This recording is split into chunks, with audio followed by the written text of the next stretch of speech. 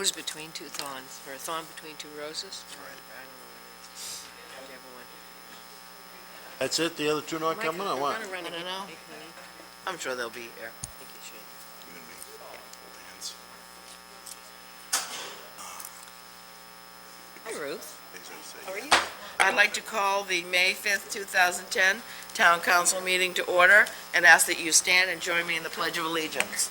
I pledge allegiance to the flag of the United States of America and to the republic for which it stands, one nation, under God, indivisible, with liberty and justice for all. Thank you. Roll call. Councilor Alquist. Yep. Councilor DeAndrea. Here. Councilor Wood. Here. Councilor Roy. Here. Council Chair Rancourt. Here. And I want to apologize. I have a cold or else severe allergy, so I may wind up coughing and hacking through most of the meeting. Great. But I will try to be mostly silent tonight. Ooh, I like that. Well, I have a short sleeve, it makes it difficult. But now on the agenda is the time for public comments, general public comments. Anyone wishing to speak, please come to the microphone and speak. Thank you.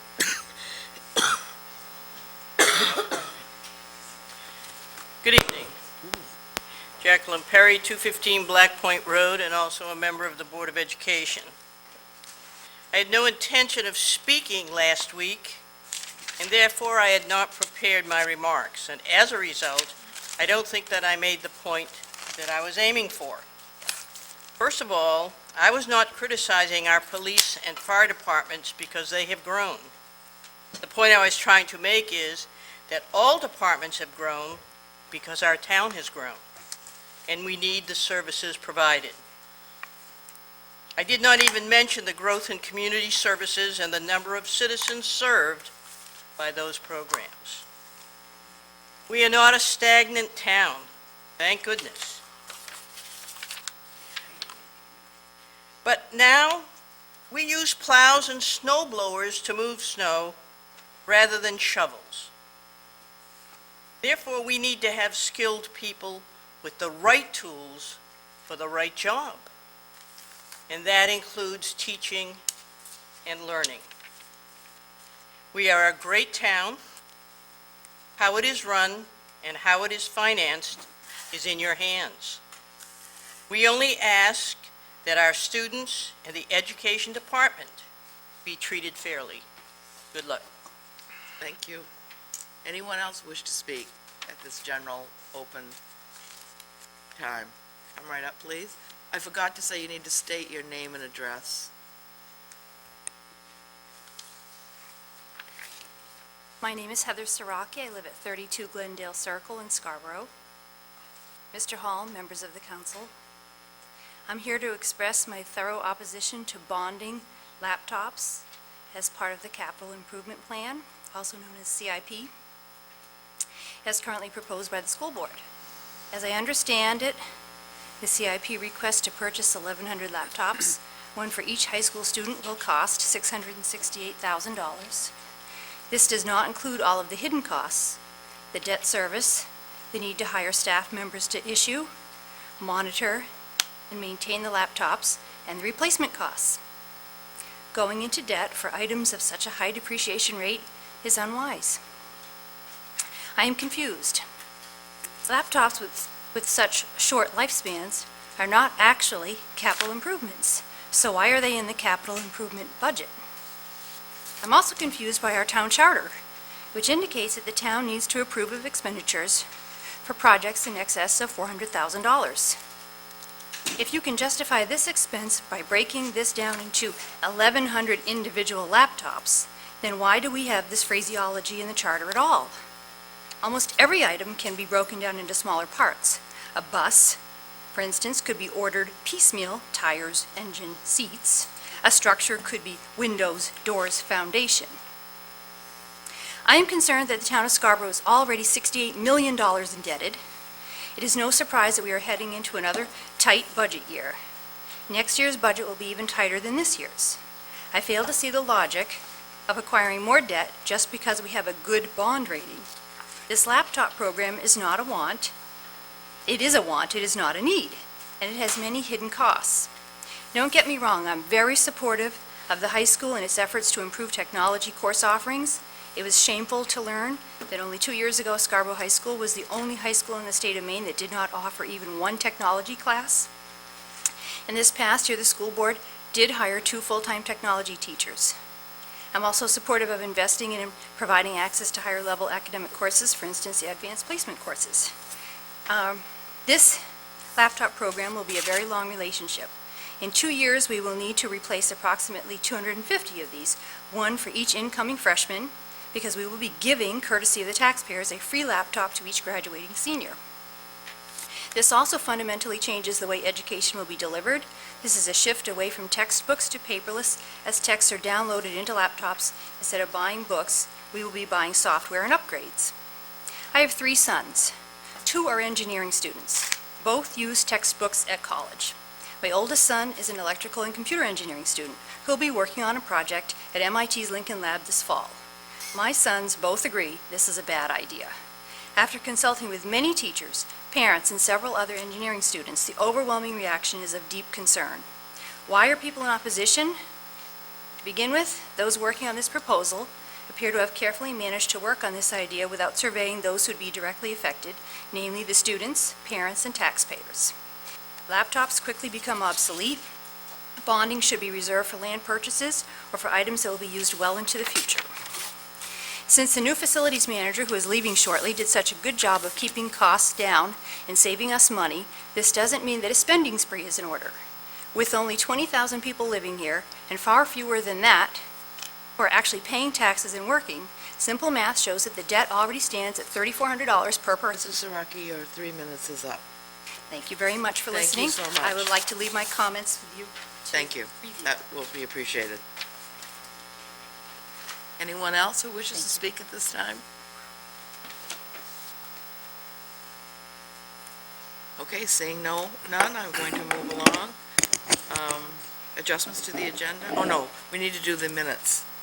Could I have a motion, please? Move approval of the minutes for April 7th, April 21st, and April 28th as presented. Second. Any errors or changes or discussion? Seeing none, all those in favor of the 3 minutes? Opposed? None. Thank you. And adjustments to the agenda? Thank you. And now we shall, I've already signed the treasurer's warrant, and we shall move on to a public hearing. Order number 10-45 is a 7 p.m. public hearing and action on the new request for a food handler's license from Chris Rule, doing business as JPR Lobster, located at 5 Bradford Lane. And I will now open the public hearing. Is there anyone who wishes to speak on this item?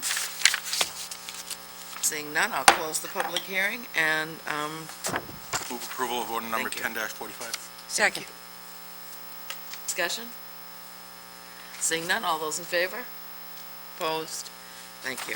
Resolution 10-03 is a resolution recognizing May 9th through the 15th of 2010 as National Police Week. And Council Wood is going to read that for us. Thank you, Madam Chair. Happy to read this resolution to the record. Resolution 10-03, National Police Week, May 9th through 15th, 2010.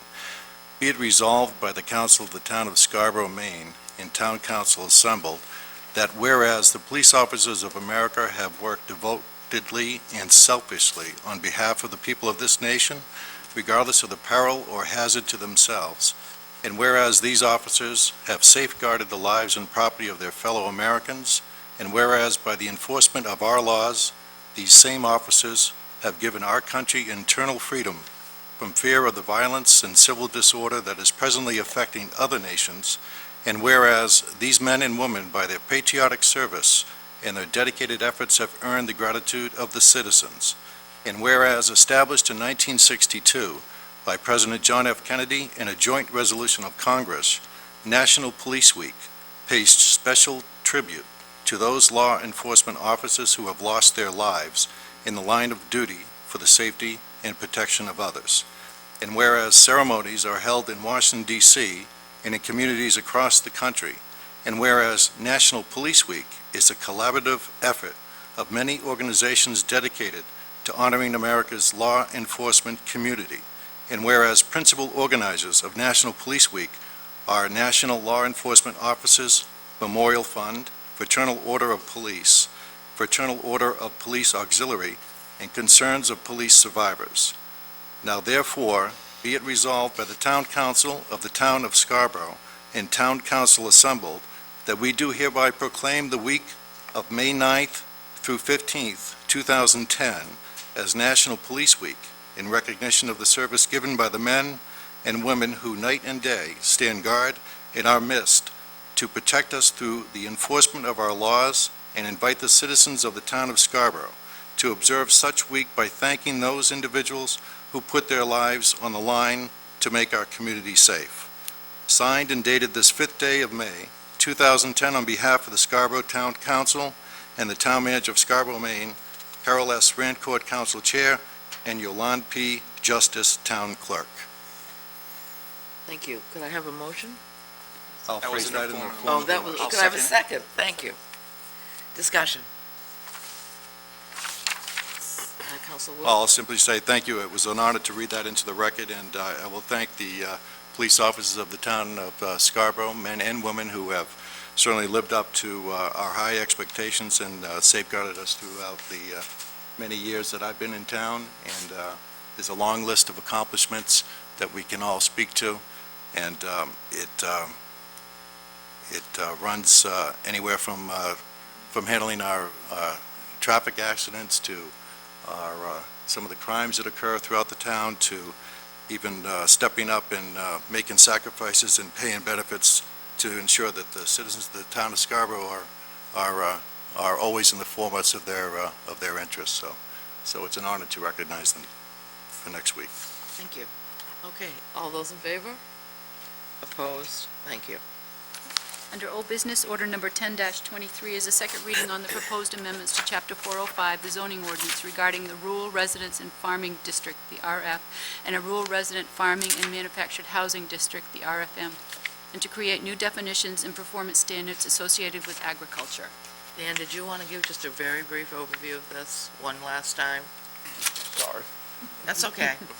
Actually, Sylvia Most, a member of the committee, was hoping to provide an introduction Okay, to the Sylvia, council please. since the public hearing, and I'd just like to point out that the council should have in your packages the version that you passed at first reading, and then a second version that the Comprehensive Plan Committee is recommending that council consider here at second reading in response to all the feedback that the committee has received since your first reading. So, Thank you. Former Councilor Most.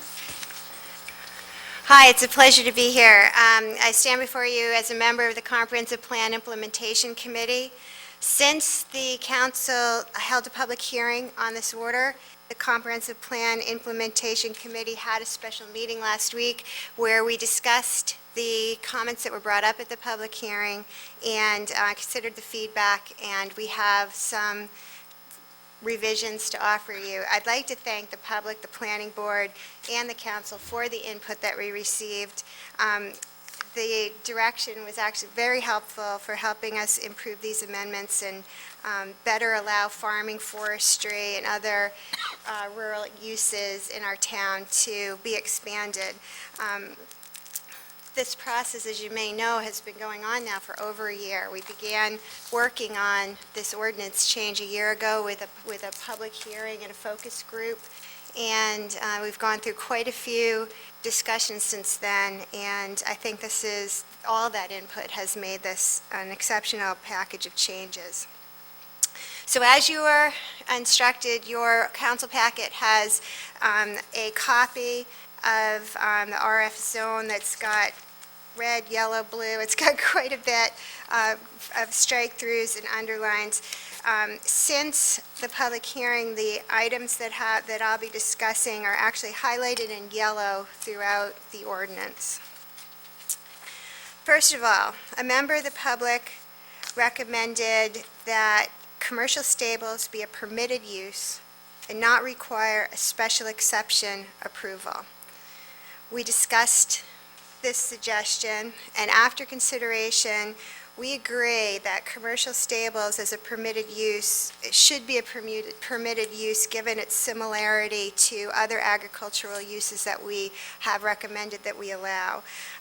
It's similar to commercial animal husbandry in its impact, and that is a permitted use. So based on that, you'll see that there are amendments in your packet that support that change. A member of the public expressed concerns with the 10-acre requirement for day camps. And that was based on the fact that there was interest by farms in having activities for kids. And this is an issue that the Comp Plan Committee actually spent a great deal of time talking about, because day camps for children is one wonderful way to preserve open space in town, and it's a great use for the land. So we had taken steps in the ordinance to do as much as we could to allow day camps. The 10-acre requirement actually helps us to be in conformance with the state definition for a youth camp, and it's different than having kids or the public come to a farm to observe an activity. A camp is actually a regulated entity, and therefore, we felt that we should keep the ordinance as written. Day camps, as much as we want to encourage them, they also have impacts to neighbors to the roads from a traffic standpoint that need to be carefully considered. So the 10-acre minimum enables us to make sure that if somebody's going to operate a licensed camp, that there's plenty of parking, there's plenty of facilities. So we recommend keeping the ordinance as written. A member of the public expressed concern with the definition of forestry, that it currently, as stated, didn't allow for milling of timber from off-site. And we understand that as a concern, but we're also concerned that timber milling could become quite a large operation, and logging trucks, there's things to consider in bringing wood from other sites. So to be considerate of that request, we suggested that as long as the milling operation is still accessory and subordinate to the forestry uses on the property, that bringing in some timber for other milling would be fine.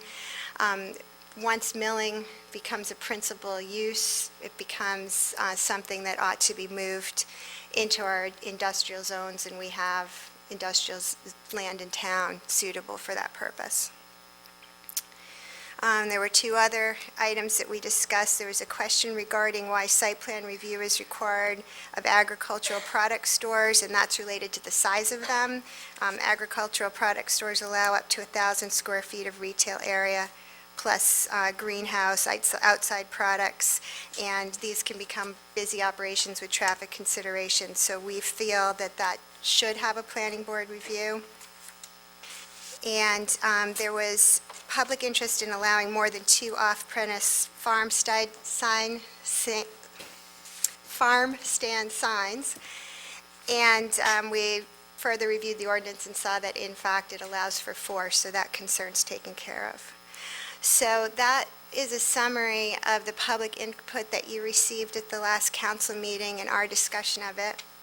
The yellow highlighted version of the ordinance that you have in your packet takes into account our suggested changes based on that public input. And once again, we are grateful for the process that we've gone through here. We think we've received a lot of input, and we're continuing to receive input, and we're continuing to incorporate it. But we feel that now the ordinance as amended should meet everyone's concerns, make some really great changes to the allowed uses in our rural areas, and serve the community well in the future. So that's an overview of Thank you. where we are. Thank you. Now, if the public has any comments, please, on this particular item. My name is Dave Green. I live at 135 Beach Ridge Road. All 7 of you can put this on your calendar. I'm here to support this.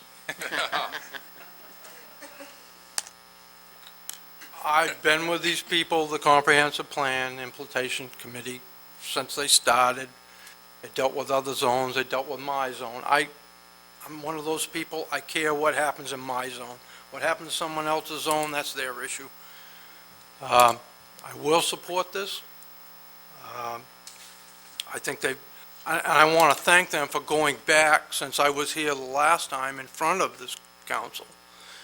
And I believe Councilor Wood got them to meet again to take up a couple of the last issues that I had with that, being the forestry and as I said, I'm not trying to turn my property into a hillside lumber, okay? I would love to set up a small shingle mill and run an antique shingle mill, okay? Very small scale, bring a few logs in, a logging truck every 6 weeks, okay? I mean, you just can't saw that much. But this is an antique thing, and I wish to continue that, okay? So I can't cut all that timber off my property. I don't own that much pine, I'm sorry. I just don't. I wish I did. I do support this, and I hope you will. It's gone a long ways. Some of these issues go way back to the Open Space Committee. The Open Space Committee made a whole bunch of recommendations, and I was against a lot of them. I'm sorry, but that's the way it was. Comprehensive Plan Committee, I understand. I have to live with this, all right, for the next 10 years. And I'm going out on a limb, and I'm going to say that there's nothing in here that I can't live with, all right? Thank you. Thank you. Anyone else wish to speak on this item? Then I will entertain a motion. Move approval of order number 1023. Second? Second. Thank you. Discussion? Council Wood. I believe an amendment to the motion would be in order. Therefore, I'd like the council to consider amendment to the motion that's been made, that we adopt the order number 10023 amended as written in your packets, titled on the top right, March 10, 2010, revised April 29, 2010, which incorporates the changes The that revisions. Councilor Most spoke to a few moments ago. Second. Discussion on the amendment? Seeing none, yes, go ahead. Councilor Roy was Yeah, I just wanted to thank the CPIC committee for looking at it, for taking the suggestions from the public, and certainly the public for their input. And I will mark that in my calendar, Dave. But I think, that's how we get things done the appropriate way, is to involve as many people as necessary. And I think, an admirable job of answering the request and really making some sound changes that will, I think, work. Council Wood. Thank you. I'd like to thank the CPIC committee for meeting again on short notice, and thank the council for their wise and thoughtful comments last meeting, and also the public to allow us to get to the point where we are here tonight. I want to say what's good for David Green is good for me, but we do disagree politely and as gentlemen, and I respect the difference in opinion from time to time, but it does please me to know I was on the Open Space Committee so many years ago, and it does please to hear that Mr. Green, and I've heard from others, speak about that period of time during our struggle to work in changing our zones and allow certain uses to where we are here today. I really feel that today we, as a town, are more respectful of individual land rights and more respectful about how folks envision using their land, and at the same time protecting the investment of their neighbors. So I think this is a document that speaks to that. So I appreciate all the hard work of everybody that's gone into this document, and look forward to more beneficial endeavors in the future, which I'm sure you'll see shortly. Thank you. Thank you. Anyone else? Seeing none, all those in favor? Of the amendment, yes. Now, we need a discussion on the main motion as amended. Any discussion? Seeing none, all those in favor of the main motion as amended? Thank you. Unanimous. Order number 10-24 is a second reading on the proposed amendments to Chapter 405, the zoning ordinance regarding the residential 2 district, R2, and the other residential mixed-use and non-residential districts to allow for accessory agricultural activities. Mr. Bacon? Thank you, Madam Chair. This is the same version as you've passed at first reading, and essentially allows for accessory agriculture in virtually all zones in town, residential zones, mixed-use zones, and also allows for commercial agriculture, farm stands, and agricultural product stores as special exceptions in the R2 zones.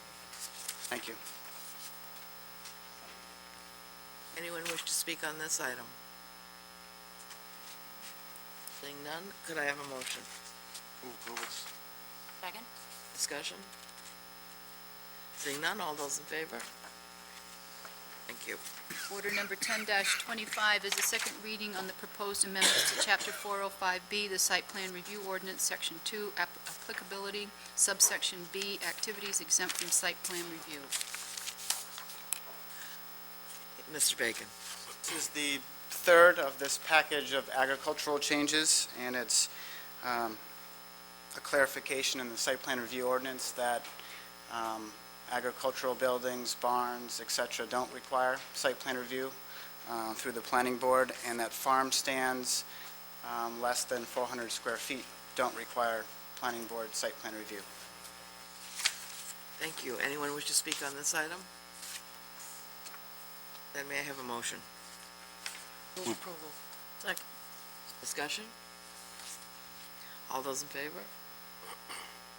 Thank you. Order 10-26 is a second reading on the proposed amendments to Chapter 405C, the Shoreland Zoning Ordinance, Section 13C, Stream Protection 2 District. Mr. Bacon? You may as well just stand there, I guess. This is also a comprehensive plan implementation committee initiative in regards to the Nonsuch River. The Stream Protection 2 is a protection zone in town that now only applies to Stewart Brook and Dunstan. These changes would amend the standards for the Stream Protection 2 to better apply to the properties that front the Nonsuch River. It allows for properties that are within the Stream Protection 2 to expand without limitation, to add outbuildings, barns, garages, et cetera, and also to continue the activities that are currently occurring on the properties, such as timber harvesting and agriculture, things of that nature. And the Stream Protection 2 is really intended to apply to new development and site it further away from the stream than is currently allowed. Thank you. Thank you. Is there anyone who would like to speak on this item? Seeing none, I'll entertain a motion. Move approval. Second. Thank you. Discussion? Council Holbrook. I believe I'm probably going to be the only one that feels this way. We currently already have a 75-foot setback, and as I'm sure you've seen, right now, the parcels that we're talking about is primarily west of the main turnpike. And here's the thing about living, because I live west of the main turnpike, we are a giant bog, and that's what it boils down to. And if you protect everything, every vernal pool, every stream, every brook, every creek, everything, you would never build another house in that section of town. And 75 feet is, from the high water mark, I feel, is plenty enough of a setback. It is also what Saco has as a setback coming through to the Nonsuch for that section of town. And ultimately, I will not be supporting this. Thank you. Any other discussion? Seeing none, all those in favor? Opposed? Thank you. Order number 10-27 is a second reading on the proposed amendments to the Town of Scarborough GIS zoning map regarding the Stream Protection 2 District up to the Nonsuch River. Mr. Baker. This is the companion item with a previous order. It's the zoning map amendment that would apply the Stream Protection 2 district, the 250-foot buffer to the Nonsuch River. Again, primarily west of the Turnpike, east of the Turnpike, the resource protection zone applies to the Nonsuch River. So this map would be updated to denote this new district. Anyone wish to speak on this item?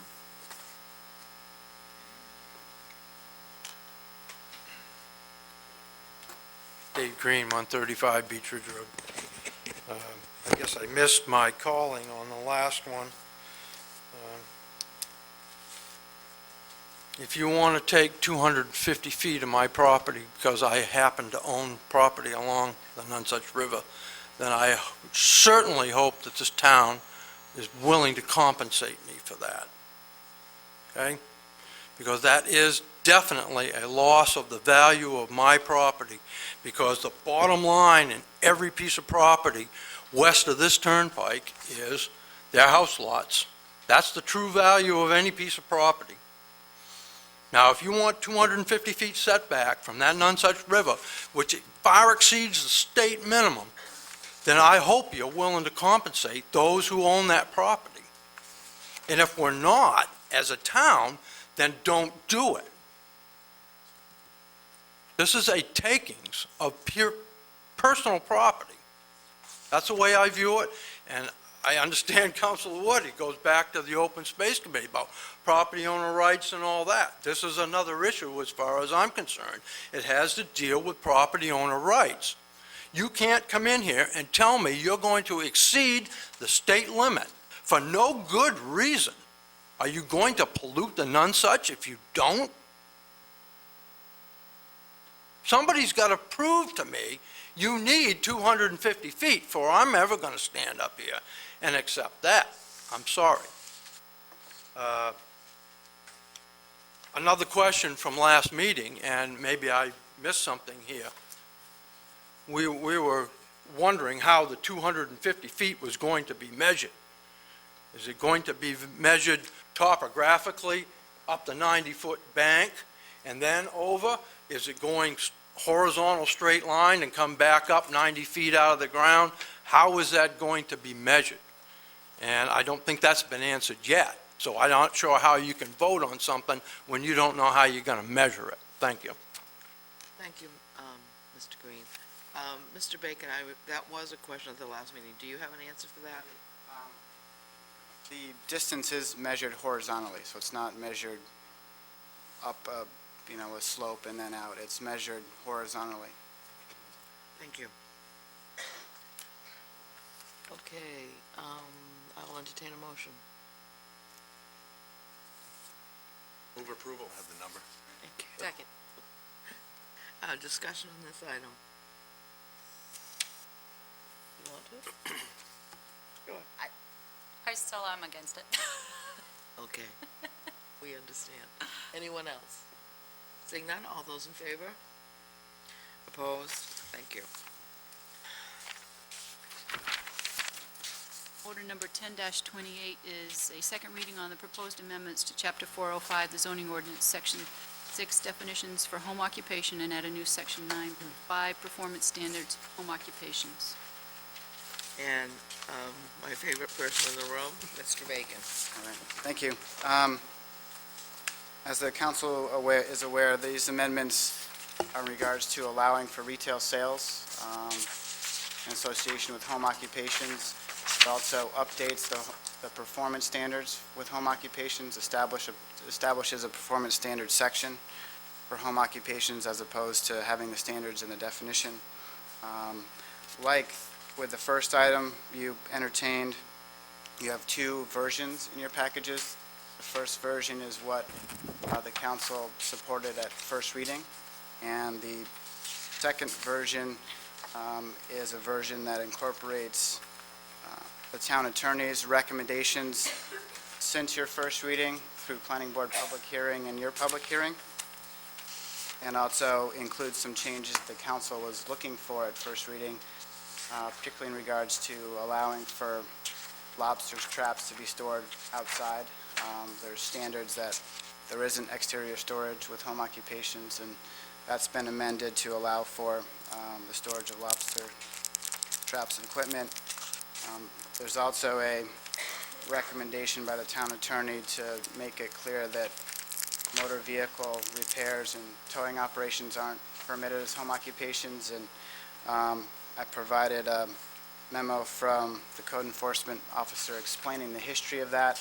They actually haven't been allowed to apply since the early to mid-'80s in light of issues with those types of facilities not complying with the standards. So this is really more of a housekeeping change, but I didn't provide enough background at public hearing. So I'll be here for questions should you have any, but that's the current situation. Thank you. Anyone wish to speak on this item? Seeing none, I'll entertain a motion. Move approval? Second.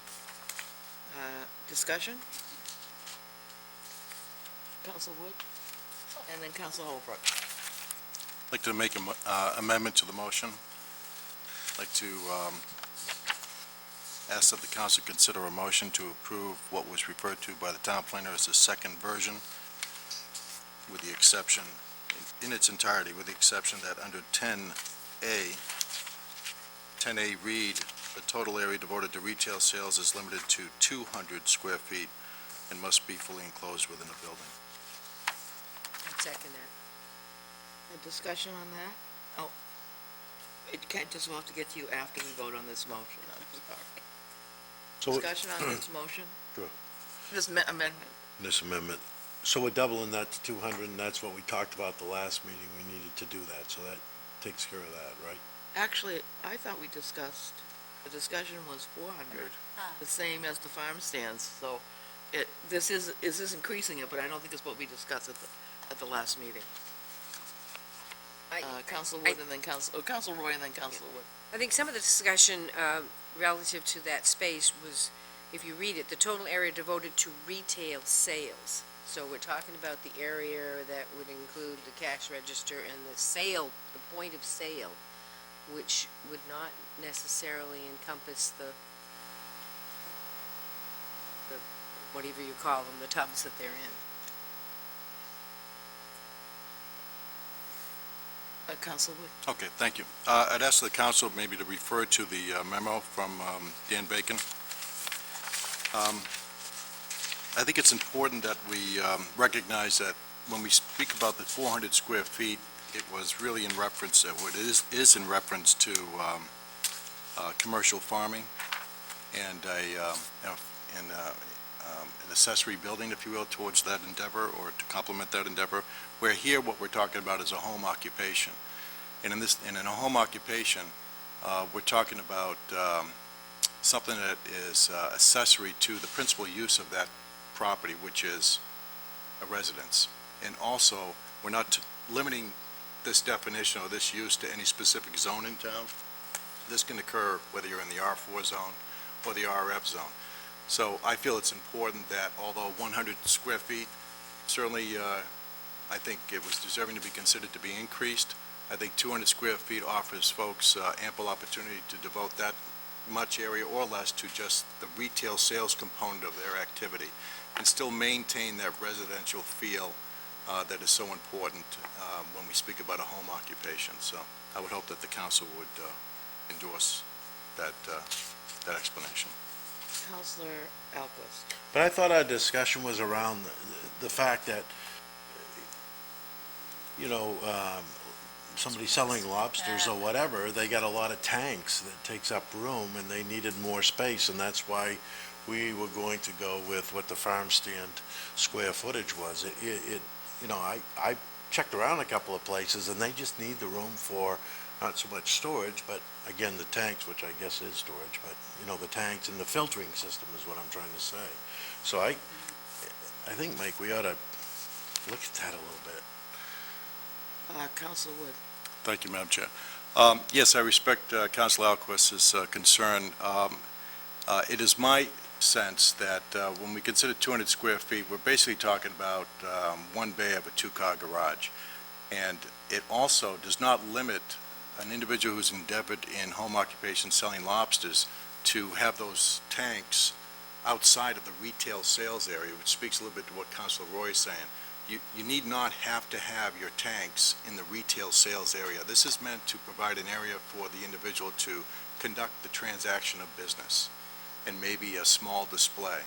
So I think that I would invite that we look beyond just the square footage that may or may not be required to house significant storage of live lobster or other shellfish, et cetera, and we just concentrate on ample enough square footage where the retail sales, the transaction of such a thing can occur, and still maintain that residential feel. Councilor Alquist and then Councilor DeAndrea. I understand that, Mike, but I think the tanks are a part of the retail sales space. I don't think it's in another room and that's where they store them. I think it's all in the retail, the ones that I know are anyway, and I think we gotta be careful here. I think we might be just cutting a little short for these folks. Councilor DeAndrea. I agree with Councilor And then Elquist. Councilor- I think that the tanks are their display, their retail display. Display is a good word. So I agree. I think there needs to be a little bit more leeway, room for that. And Councilor Wood, go right ahead.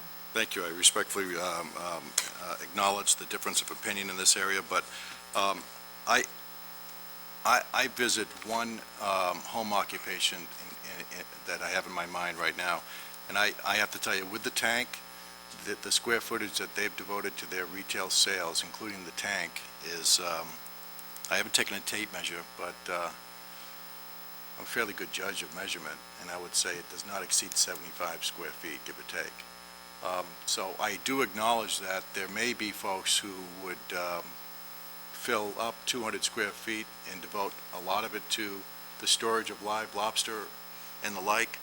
I still think that it's important that we maintain some sense of really what we're talking about here. We're talking about a home occupation in a zone that could be R4, 10,000 square foot lot, or it could be an RF zone where there's an 8,000 square foot lot. So maybe devoting more square footage to the retail sales might work better in a larger zone or a larger lot in a different zone, but not so well in an R4 zone. So I still think that 200 square feet would be suitable.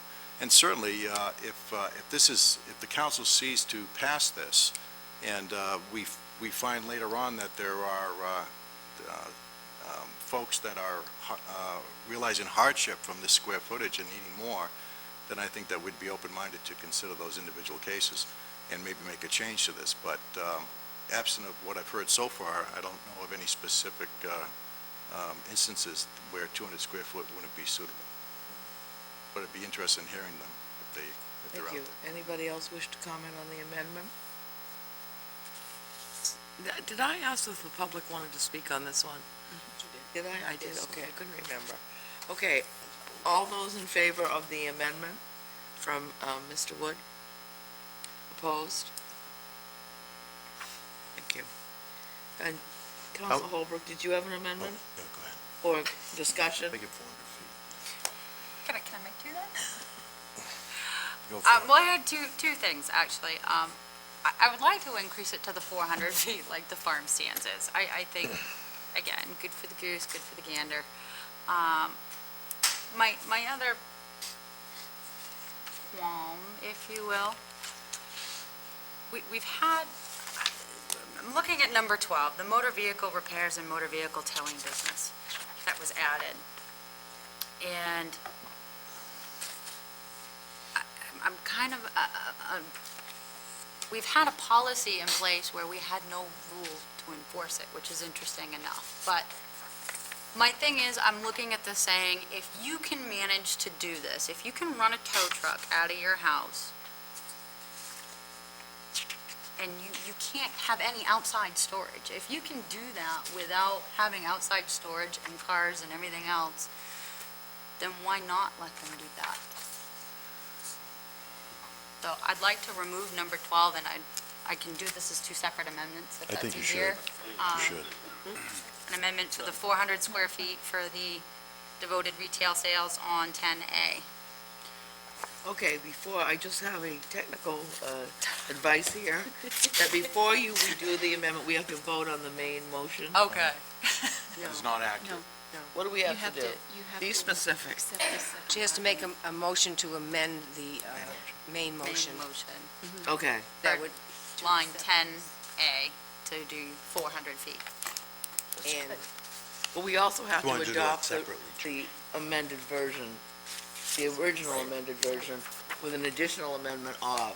So you can only have, if I can, I'm sorry, Madam Chair, you can only have one amendment on the floor at any time. So the first amendment is to accept the document as presented.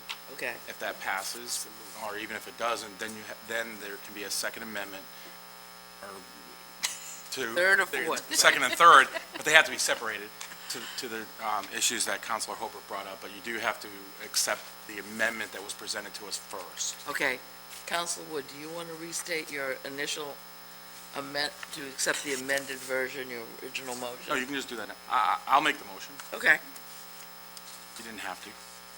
Well, yeah, I'm ready to make another motion for amendment. Motion on the floor. We got them We going still down have- there we first, still Mike, have- get in we line. haven't taken The care main of- motion's on the floor right now? Right, Without the, without any amendments to it. And your main motion was to adopt the revised material in our packet. With 200 square, oh, I see. that failed. Yes, okay. So do you want to just do a motion to accept what's in our packet, and then we can go on with additional amendments? Sure. I'll make them. Second. Okay, thank you. Okay. Now, do we vote on this right now? Or do we make additional amendments no, now? you have to. Okay. Discussion? Counselor? I told you I have a cold tonight. Fine, it's fine. Hey, you want, I've been called worse in this time. Councilor Smith. So I really appreciate all of the considerations that have been made forward. I actually didn't disagree with the one amendment that Councilor Wood increasing it to 200. A part of me actually thinks that as it is currently written at 100 feet is acceptable. And it's based upon the comments that were provided to us by the planning department. And that is that we are looking at retail space that is in a true residential neighborhood that you could have on a quarter of an acre of property. Versus a 2-acre property in comparison to the farm stand. So, I think this is intended not to have true retail traffic on a regular basis going through your residential neighborhood. So I'm okay with the 100, I was okay with the 200, I thought it was a reasonable approach to getting to 400. Totally disagree with 400. So I'm happy with the amendments as they've been presented in our packet. okay, anyone else wishes, yes, Yeah, I Counselor DeAndrea. think that the amount of space, I hear Counselor Babine's concern about traffic in neighborhoods, and I have that same concern, but I think that that would be taken care of under the performance standards that don't allow for an increased amount of traffic. So I think that that would take care of your concerns, but if I'm not mistaken. Anyone else? I just want to be clear. What we're discussing is the amendment that's in our package that speaks to Right. 100 square feet. Okay. Right.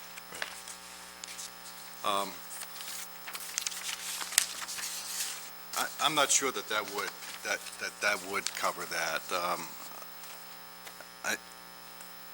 I would be comfortable with a little more, obviously, because I made an amendment for it to be 200 square feet, but if the council sees fit to support 100, then I certainly won't oppose that either. I think what's important here is we have to recognize and respect the fact that we're talking about a residential zone. Think about an R4 zone, 10,000 square foot lots, capes, 2-car garages, and we're offering an opportunity for folks to operate in home occupation in that space in a residential neighborhood.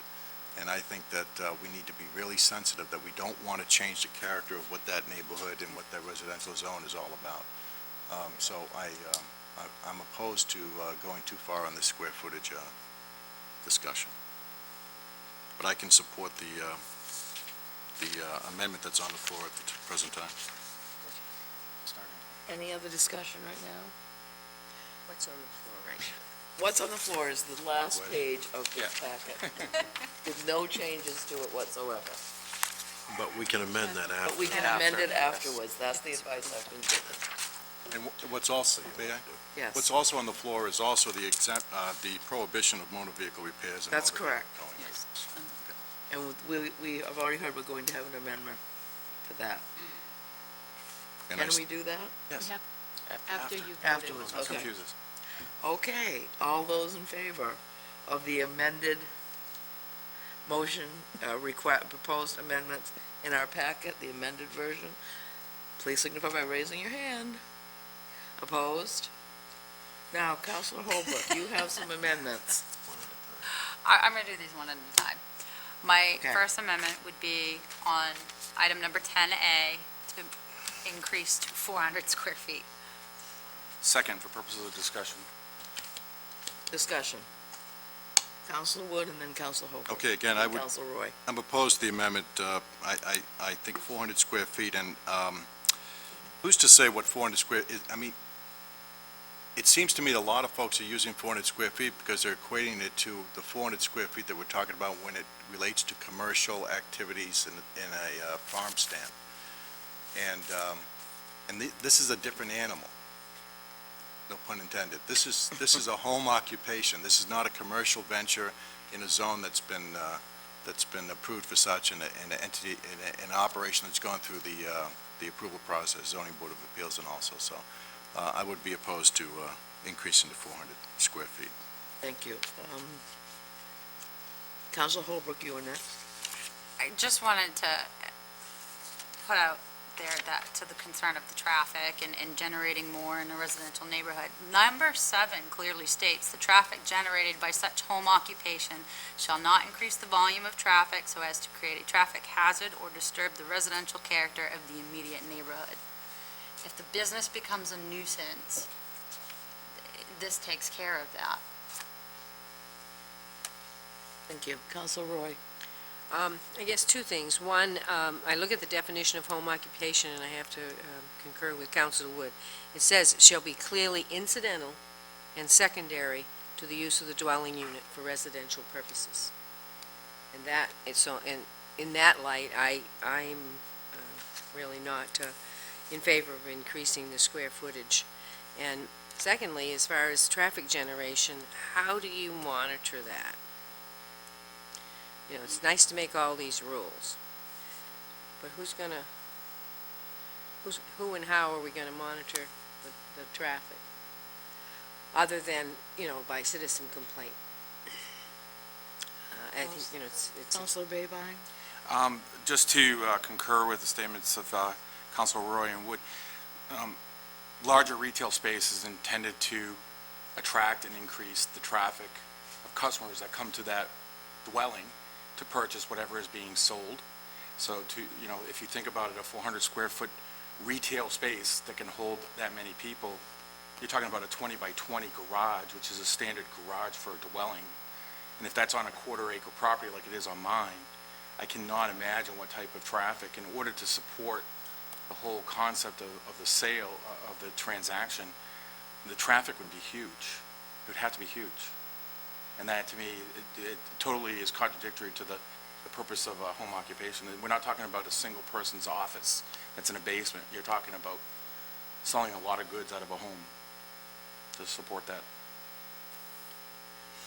Thanks. Okay, anybody else? Counselor Holquist.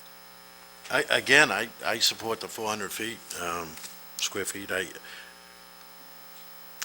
Tanks, and display. It's all part of the display is the tanks. And, the argument that we can always come back at a later date if it doesn't work and we can change it, I'm not sure that measures up. I think we ought to do it right the first time. I think this would be helpful if we did it this way to those folks, and let's just get it done right the first time. So I would hope that you would support this. Thanks. Anyone else? Counselor DeAndrea. Yeah, I support the 400 square feet as well. I think, we're not just talking about lobstermen and women here. I think, what if it's somebody that, makes picnic tables? They're pretty big items that need a fair amount of space to be displayed. So I also think that the number 6 and 7, as Councilor Holbrook stated, really cover the issues around disturbances in the neighborhood as a result of any additional traffic that it might generate. It's just like any other ordinance that we pass in town, like dogs on leashes. It's really up to citizens to report those problems. So I think that this is a good thing, and if it really does become a problem or a nuisance, I'm sure we'll hear about it rather quickly. Anybody else? Oh, Council Wood. Thank you. I wish to remind Council Alquist that I did not base my argument for 200 square feet and now 100 square feet on that it can be changed later. It's simply just one of many points I was trying to make. I believe that what we're talking about here is simply an area that will be devoted to the retail sale transaction. And you can put again, the operation that I have in mind, it does a robust business in the RF zone. Does quite well with a 75 square foot area devoted to retail sales, and therefore, by its very definition, and by 100 square feet, and I would think even up to 200 square feet, but we're talking about 100 square feet here, I think it's more important that we maintain the character of the neighborhood that these home occupations are occurring in. Anybody else? This is a semi-difficult one for me. I hear the arguments on both sides, and I think you've both made excellent points. And I may regret my vote at some point, but so be it. So I'll call the question. All those in favor of the motion and the amendment to the, as proposed by Councilor Holbrook? Opposed? Thank you. Another motion? Councilor Holbrook. Yes. Again, it was item number 12, the motor vehicle repairs and motor vehicle towing. Again, I think if these people can work within the means of what we have for these definitions, that there's no outside storage, you are not creating a nuisance. I myself have taken my car, to neighbors that do it on the side after hours as another means of some extra income, and I have no problem helping to support them a little bit. Again, I think if they can work within the scope of what these rules set, then kudos to them. Is that in the form of a motion? Remove item number 12, sorry. Is there a It second? would be. Yep. I'll second. Thank you. Discussion? I'll start at the beginning of the table. Councilor DeAndre, Wood, and then Roy. Thank you. I support this amendment. I, too, have brought my vehicle to somebody who does this as a sideline. I think that, again, the performance standards can cover issues around that. I understand that it could get a little unruly, maybe 2 or 3 or more cars parked out front. I'm wondering if we could potentially add some sort of performance standard specifically for that issue. I think it's important. It's a home occupation. There are a number of people out there that do this sort of thing, and I would support that wholeheartedly.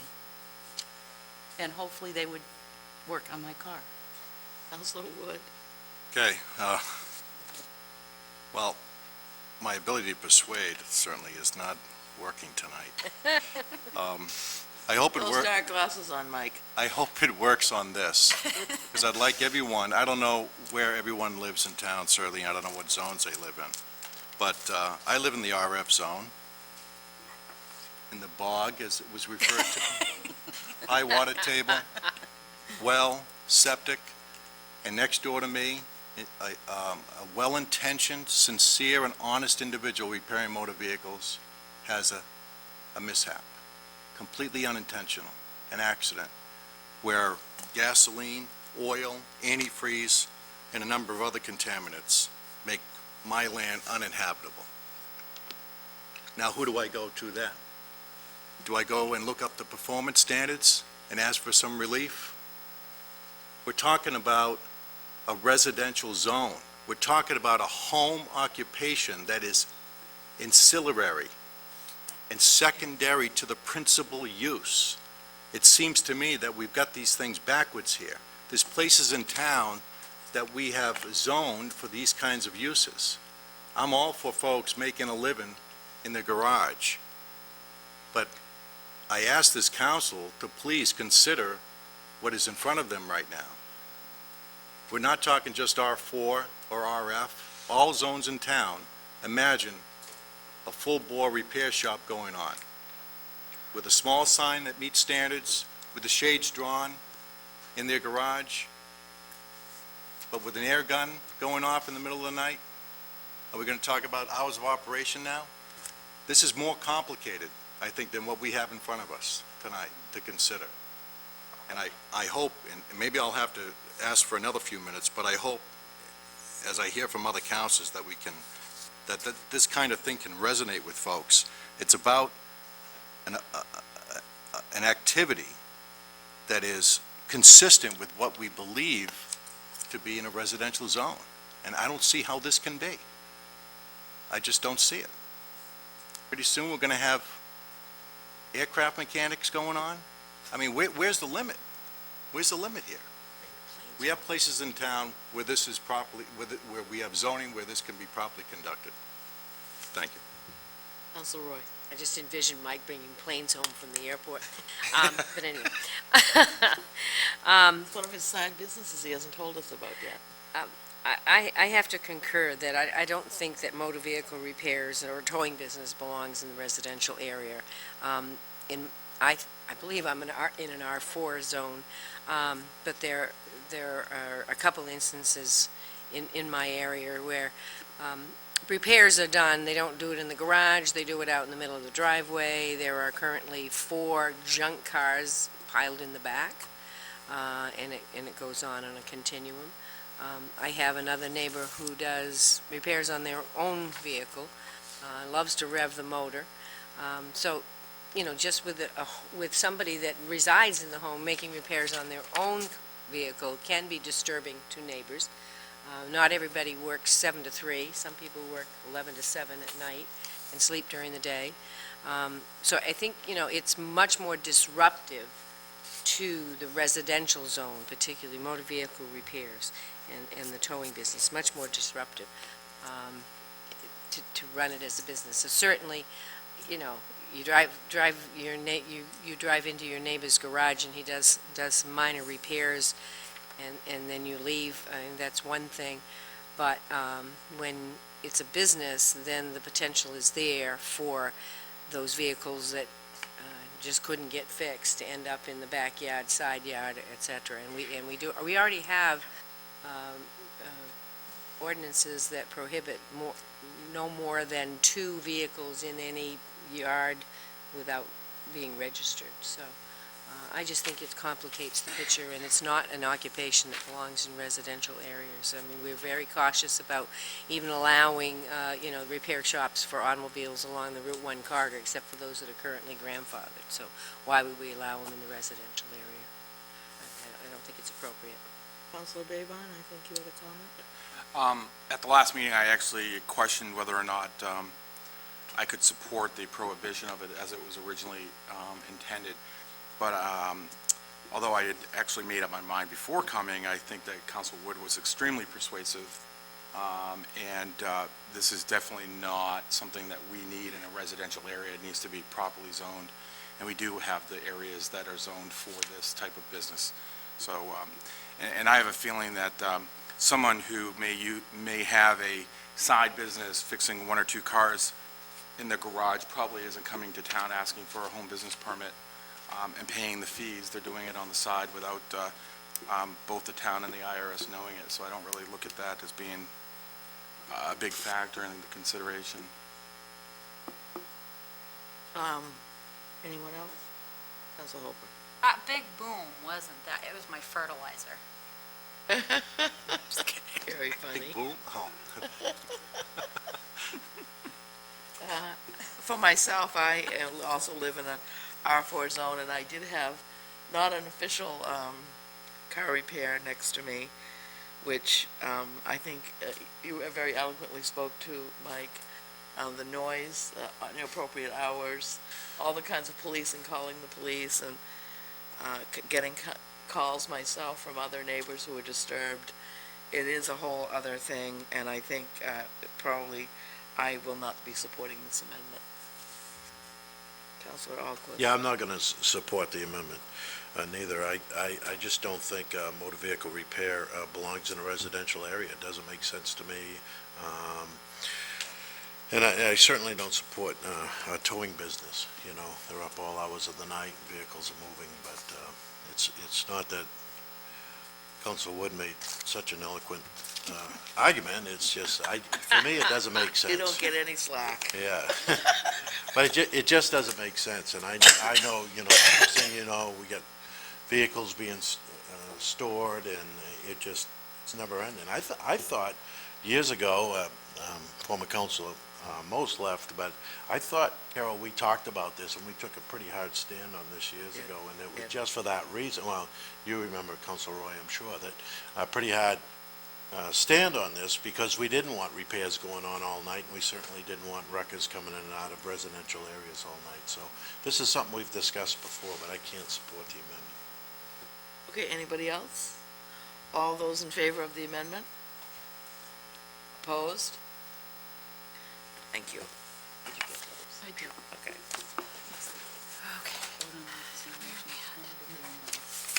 Now we need to vote on the main motion as amended if there are no other amendments. We What have is that? another What- amendment? I'd like to Okay. make an amendment. Yeah, go ahead. I'm sorry, I'd like to make an amendment. Well, we can go back to it. My sense from the discussion of the town council, I'd like to amend the main motion and refer back to 10A and request that the total area devoted to retail sales is limited to 225 square feet and must be fully enclosed within the building. Second. Further discussion or new discussion? I'll just say again that I think 100 square feet is just not enough. I've heard several councils wish that there was a little bit more, and we're uncomfortable with 400. I think the council would serve the public well by suggesting that we allow just slightly over one-half of a two-car garage bay be utilized for a home occupation as it relates to the transaction of retail sales. Anybody else? Just a point of clarification, we have 400 feet now, Right. and he's making a motion to reduce that Right. to 125, so No it's to 225. 225, I mean, so it's kind of a roundabout thing to get back to where it was before, try to appease us a little bit, but Okay. 400 stands the way we voted on it. Well, not till we've passed the Right. the full Oh, motion. it stands, I know. Okay, any further discussion? All those in favor of the amendment for 225 square feet? Opposed? Okay. Okay, That's right. now we shall, any further amendments? Now we shall vote on the main motion as amended. Which is 400 square feet and no And motor vehicle. No motor repairs. vehicle repairs or tow businesses. Okay? No more discussion? All those in favor? Thank you. Opposed? Oh, opposed? Sure. Sorry, Mr. Baben. I missed that. Forgot my name, you forgot me. That's right. Yeah, well, it's easy to do. Order 10-46 is act on the request for authorization to increase the property tax levy of $13,773,929 established for the town of Scarborough by state law in the event that the municipal budget for fiscal year 2011 is approved will result in a tax commitment greater than the property tax levy limit. Does the town manager wish to discuss this? Yes, in 2005, the so-called LD1 spending limits were imposed. These are specific and limited to municipal spending limits. One of the challenges we're faced, it's really the chicken or the egg scenario. The way this order is worded, it is in the event that it exceeds. Obviously, I don't know what the final outcome of the budget will be, but it seems only appropriate for this to come in front of the budget consideration. Just quickly by way of background, this annual number is based on two factors. The State Planning Office is tasked with publishing the growth limit factor, which is consistent statewide, which all municipalities must respect. Then on top of that, each community calculates its own property growth factor, and it comes up with a blended number, if you will. So the final number represents some local experience. In our case, for the upcoming fiscal year, that growth factor is calculated at 2.85%, and the number of 13,772,929 is a derivative of that number. Again, I can't advise any further with the council not taking final action, but this action does provide for the ability for council to exceed that if in fact that happens. For what it's worth, this is exactly how we did this last year. Could I have a motion, please? Oh, does anyone from the public wish to speak on this item? Could I have a motion then? Move approval. Second. Discussion? Seeing none, all those in favor? Thank you. Order number 10-34 is a second reading on the proposed municipal school budgets for fiscal year 2011. And town manager briefly? Very briefly, not knowing exactly how the council will handle this matter, I did take, really not the liberty, but I did prepare motions for your consideration. The first two motions simply would move the adjustments recommended by the town's finance committee. The first one is focused on the municipal side of the budget. The second, in aggregate form, moves the school side of the budget. There's the third motion, I guess I have taken some liberties on, though I've spoken to a number of you individually. There seemed to be some interest to provide more funding for our locally funded and administered circuit breaker program for senior property tax relief. And certainly I would recommend your consideration. I have provided funding, so there's no impact on the budget, but that's there for your consideration. Beyond that, the finance director and I will do our best to keep pace with your process. Okay. Anyone wish to speak on the budget motion that was in the packet tonight? Name and address. Bruce Bell, 13 West Beach Ridge Road. All I want to really speak about is something that really has been spoke earlier very eloquently by a lady in the initial comment section, and that regards the laptop program. I also am not in favor of this purchase. I feel that it is the wrong way to use bonded money. I really disagree with it. As I recall in a school board meeting earlier, is the student advisors to the school board actually gave their opinion that they were not in favor after talking with the students in regards to the present proposed laptop program. I also want to remind you that in addition to the $600 and some odd $1,000 capital improvement item, there is a $106,898 second round revenue. That was the money that came in the second group from the state that is plugged into the present school department's budget to hire more people to administer the program. If you agree with me in regards to not funding the laptop program, you also should consider reducing that amount of money from their budget. I think all the other numbers I have spoke very strongly and included information to all of you. I encourage you to do the job that the citizens are looking to you to do. I don't think I need to remind you of what my position is, but there's a lot of people that feel the same way as I do and are watching to see that you look out for their best interest also. Thank you. Thank you, Mr. Bell.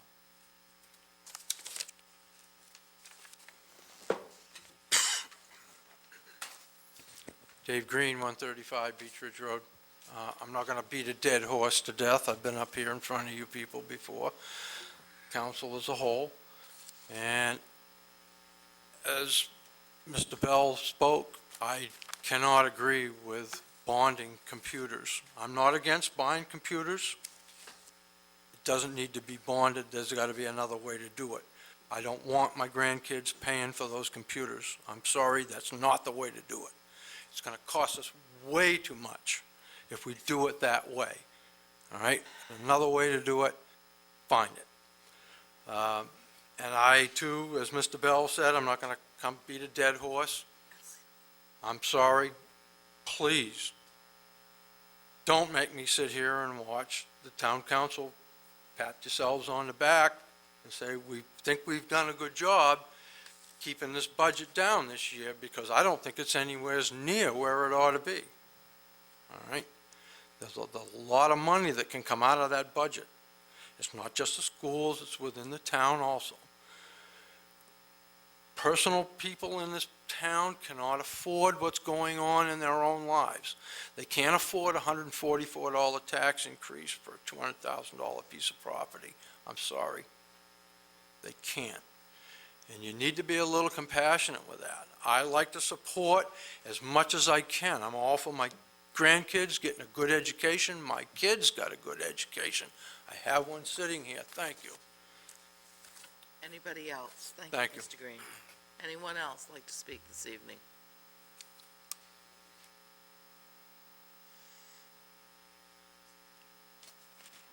Hi, Amy Volk, 4 Elbridge Oliver Way. Just want to concur with what Mr. Green and Mr. Bell have just said. I'm a mother of 2 high school students, and I haven't spoken to a single parent of a high school student who feels that this is a wise decision by the council to spend $600-something thousand on laptops when we're laying off teachers. So I would beg you to reconsider, and if you have extra money to spend, let's not lay off some teachers that we're never going to be able to hire back again. That's all I need to say. Thank you very much. Anybody else? Seeing none, I will entertain a motion. Move approval. Second. Thank you. Discussion or amendments? I'd like to offer... Or both? I'd like to offer an amendment. I would move to approve, to amend the main motion to accept the Finance Committee's recommended adjustments to the municipal budget, resulting in a new total gross municipal and county budget of $34,199,582 and a net appropriation of $16,805,026. And that's an honorable motion. Second. Discussion on that motion?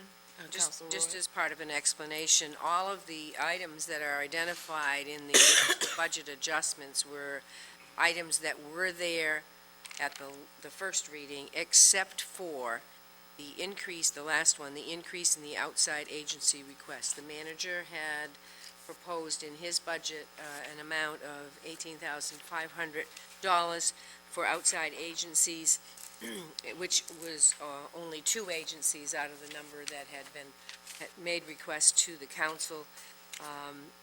The total request was about approximately $85,000, I believe. And the Finance Committee made recommendations to put back $57,000 of that amount, bringing the total for the agencies to $75,000. And there were a number of agencies that, as a result, were eliminated with the manager's budget. And those agencies are a number of agencies that provide lots of services to our citizens, i.e. prop and regional transport and Southern Area on Aging. And that's why the Finance Committee recommended putting those monies back. Some of the other monies in the adjustments were just adjustments that the manager made based on additional input with fuel adjustments and fuel revenues.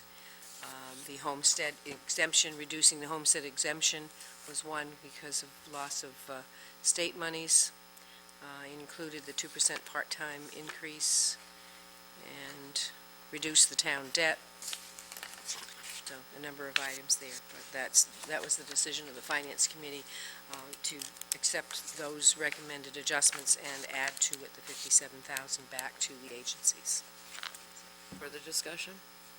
Councilor Baybine. Yeah, I guess first to start, I actually do want to thank our Finance Committee for all of its work, and especially to our committee chairman, Councilor Roy, for stewarding us through that, because it was a very difficult process and discussion to have, and I do appreciate also the contribution from all the staff, and particularly from the school department and the school board for bringing forward some very logical approaches to how we were going to deal with a very significant shortfall at the school level.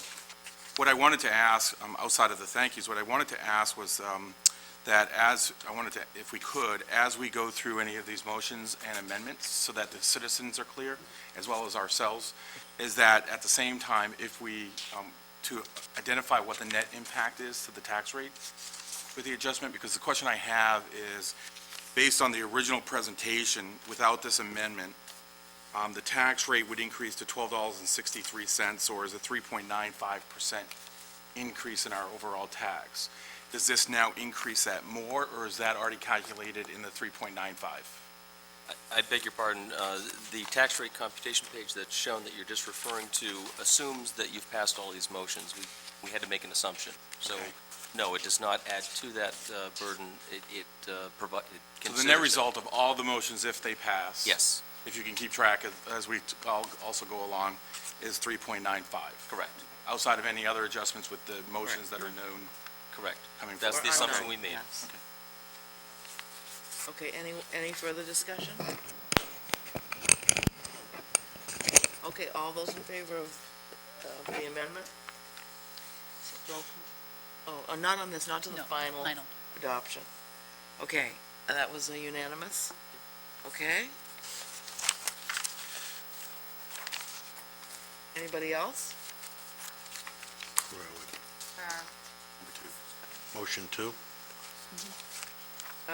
Want to make it running, or? Is that where we had you? Yeah, motion to, I would move to approve, to amend the main motion as amended to accept the Finance Committee's recommended adjustments to the school budget, resulting in a new total gross budget of $36,143,968 and a net appropriation of $28,076,350. Second. Sorry. Discussion. So I was wondering if we could get a clarification around the adjustments in this area. So it's showing that there's an increase education operating by $566,998. Is that an amount equal to the change in the revenues coming directly from the state? The finance chairman of the school board is here. If we'd like to, you may be able to answer them directly for us. If our manager But that- can't, then I would say that But would might that be is, appropriate. that is as a result of I the change in believe that revenues is. from the state, yes. The other question I had is that the increase in educational capital, which is capital expenditures, Yes. capital improvements, is $1.1 million, or $1,159,000. That includes the $600,000 for the laptops? Yes, it does. And I just want to point out, at the time that I submitted the budget, the school had not completed its work on its capital project, so there was no capital projects included in the initial proposed budget. So you're seeing the entirety of their capital projects. To my knowledge, there were no changes after the school board adopted their capital project, and ultimately, the Finance Committee of the Town Council did as well. The last question I had is on the capital revenues. That's simply bond money, correct? Well, it's money from some other source. I can't say it's bond money, and this is probably a good point, a good time to point that out. By virtue of the fact that, and let's take the laptop example, because that's what's on everyone's mind, it was not proposed to put that in the operating budget. There was no funding and no provision for that. Really, by default, it falls to the capital budget. The fact that it's there doesn't necessarily suggest that it will be general obligation bonds to fund that. In fact, very often there are capital projects that have any number of funding sources, grant monies, sometimes there are actual appropriations, depending on the size and the value and the longevity of the item.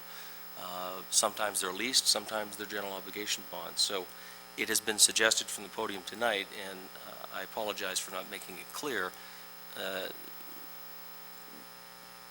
the suggestion is that there will be outside financing for this item. I can't say that it will be general obligation bonds. As a follow-up, if you don't mind, Madam Chair? Absolutely. If they are leased, though, that would not be an outside revenue. That would have to go through your regular operating budget. Isn't that correct? Well, we show the lease as a revenue when you buy the item. Let's take a dump truck. You need to pay the purchase price at the time of transaction. Depending on the financial arrangement, then you pay payments over the fixed term for the agreed-upon price. So this represents proceeds, whether it's general obligation bonds or lease financing. we'll receive financing in full to buy the item and then have to pay for it over time. And that would be in the form of debt service, whether it's leased or whether it's Either lease or bonded. debt service, correct. I got to think through the Okay, answers to those questions. okay, Counselor Holbrook. I don't know if now is the time to insert this, but this is where I'm going to say it. I, in no way, shape, or form support this laptop program as a council decision. This is 100% a decision that should be made by the citizens of this town. Thank you. Care. Counselor Roy. If I might, through the chair to the manager, I did request that the manager seek legal counsel relative to the issue of whether or not that purchase of laptops exceeded the $400,000 limit or was applicable to that $400,000 limit. And I'd like him to share the response from legal counsel. Yeah, if I could, I'll provide it so you can read along. Not that I agree with the laptops yet. Hold on.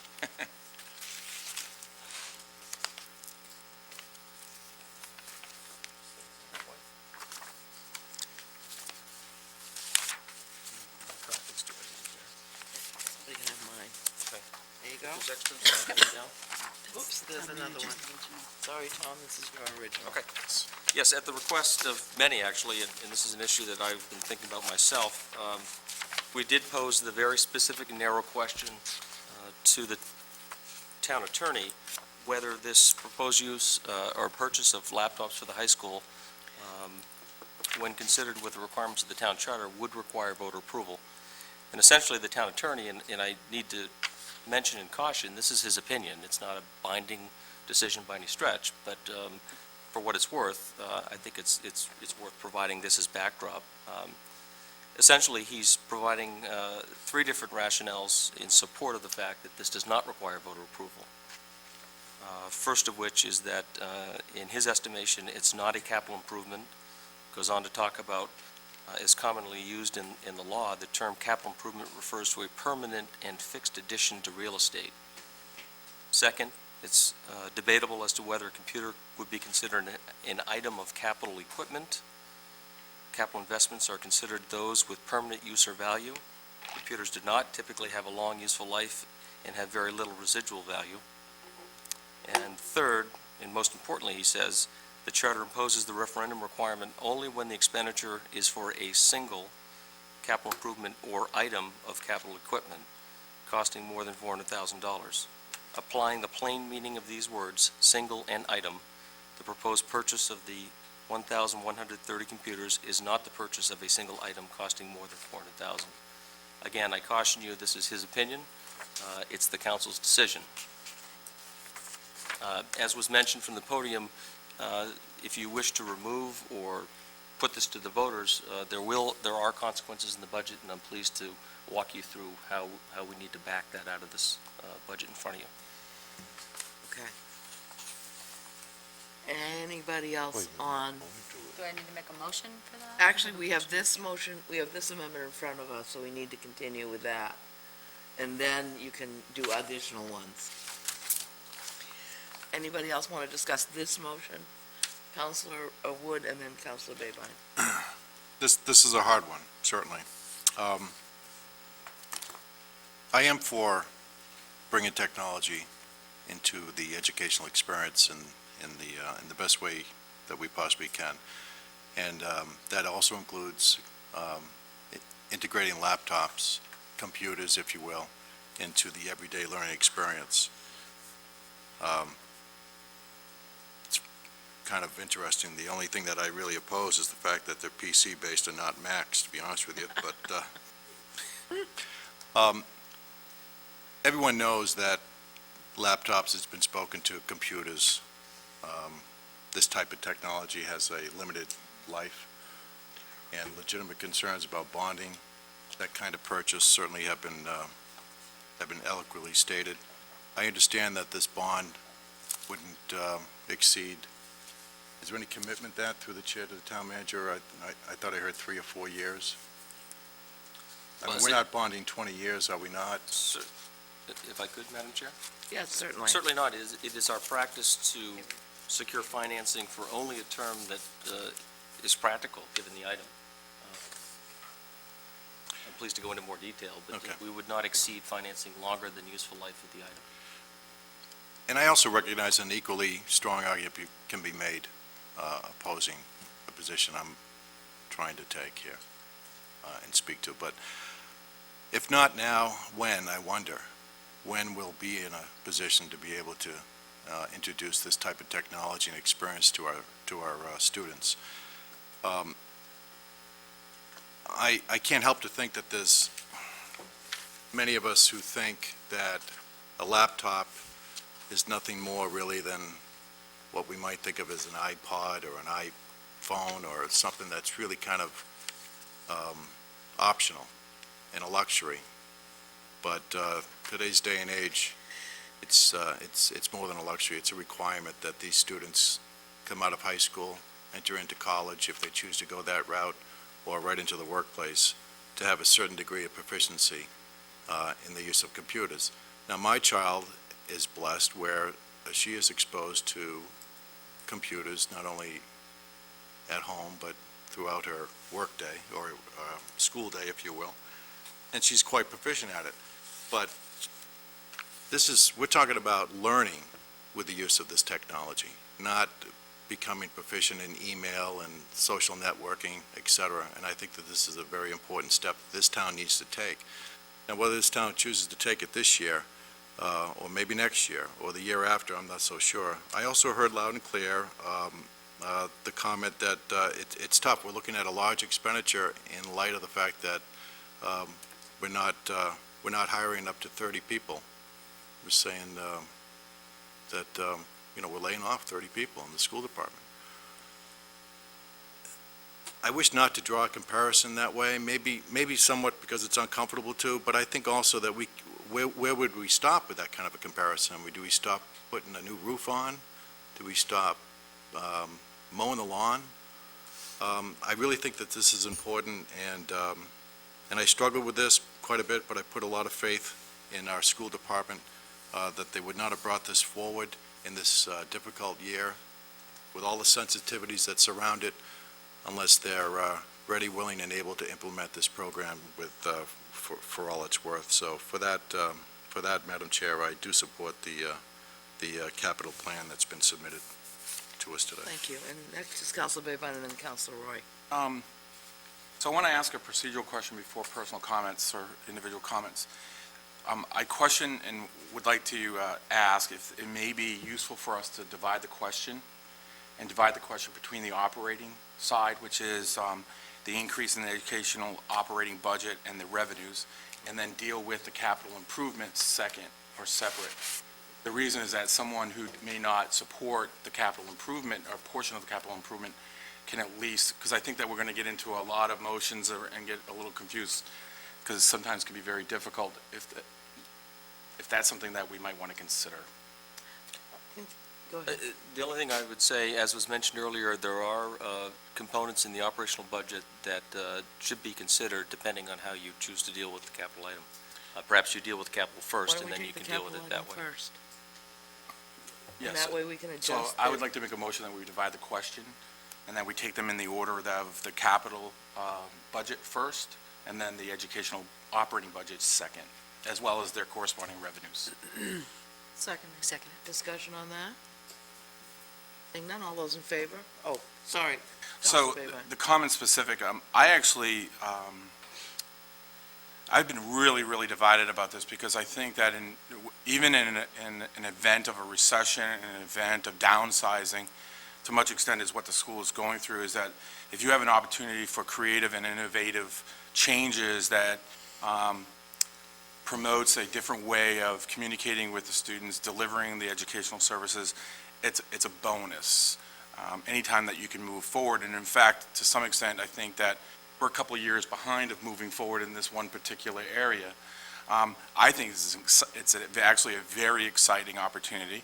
The question is timing, and I don't disagree that with the comments that it's very difficult when you are laying off teachers that deliver the services, that you're also then increasing in some areas and promoting something of this particular size.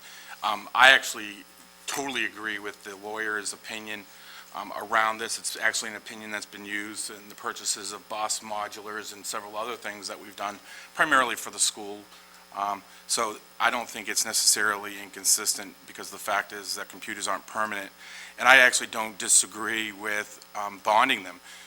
We may disagree as far as the length of the bond, because I do agree you shouldn't be taking out a 20-year mortgage on computers. But I look back at my own family, and I think, when I buy a new computer, what do? I put it on a credit card. I don't take cash out of my savings to buy it. So funding it through a financial terms, such as what's being proposed, I don't think is unreasonable by any means. I do question the timing of it based on everything else that we're doing. So I'm probably going to be voting against the 600,000. Counselor Roy? If I might, one question through the chair to the manager.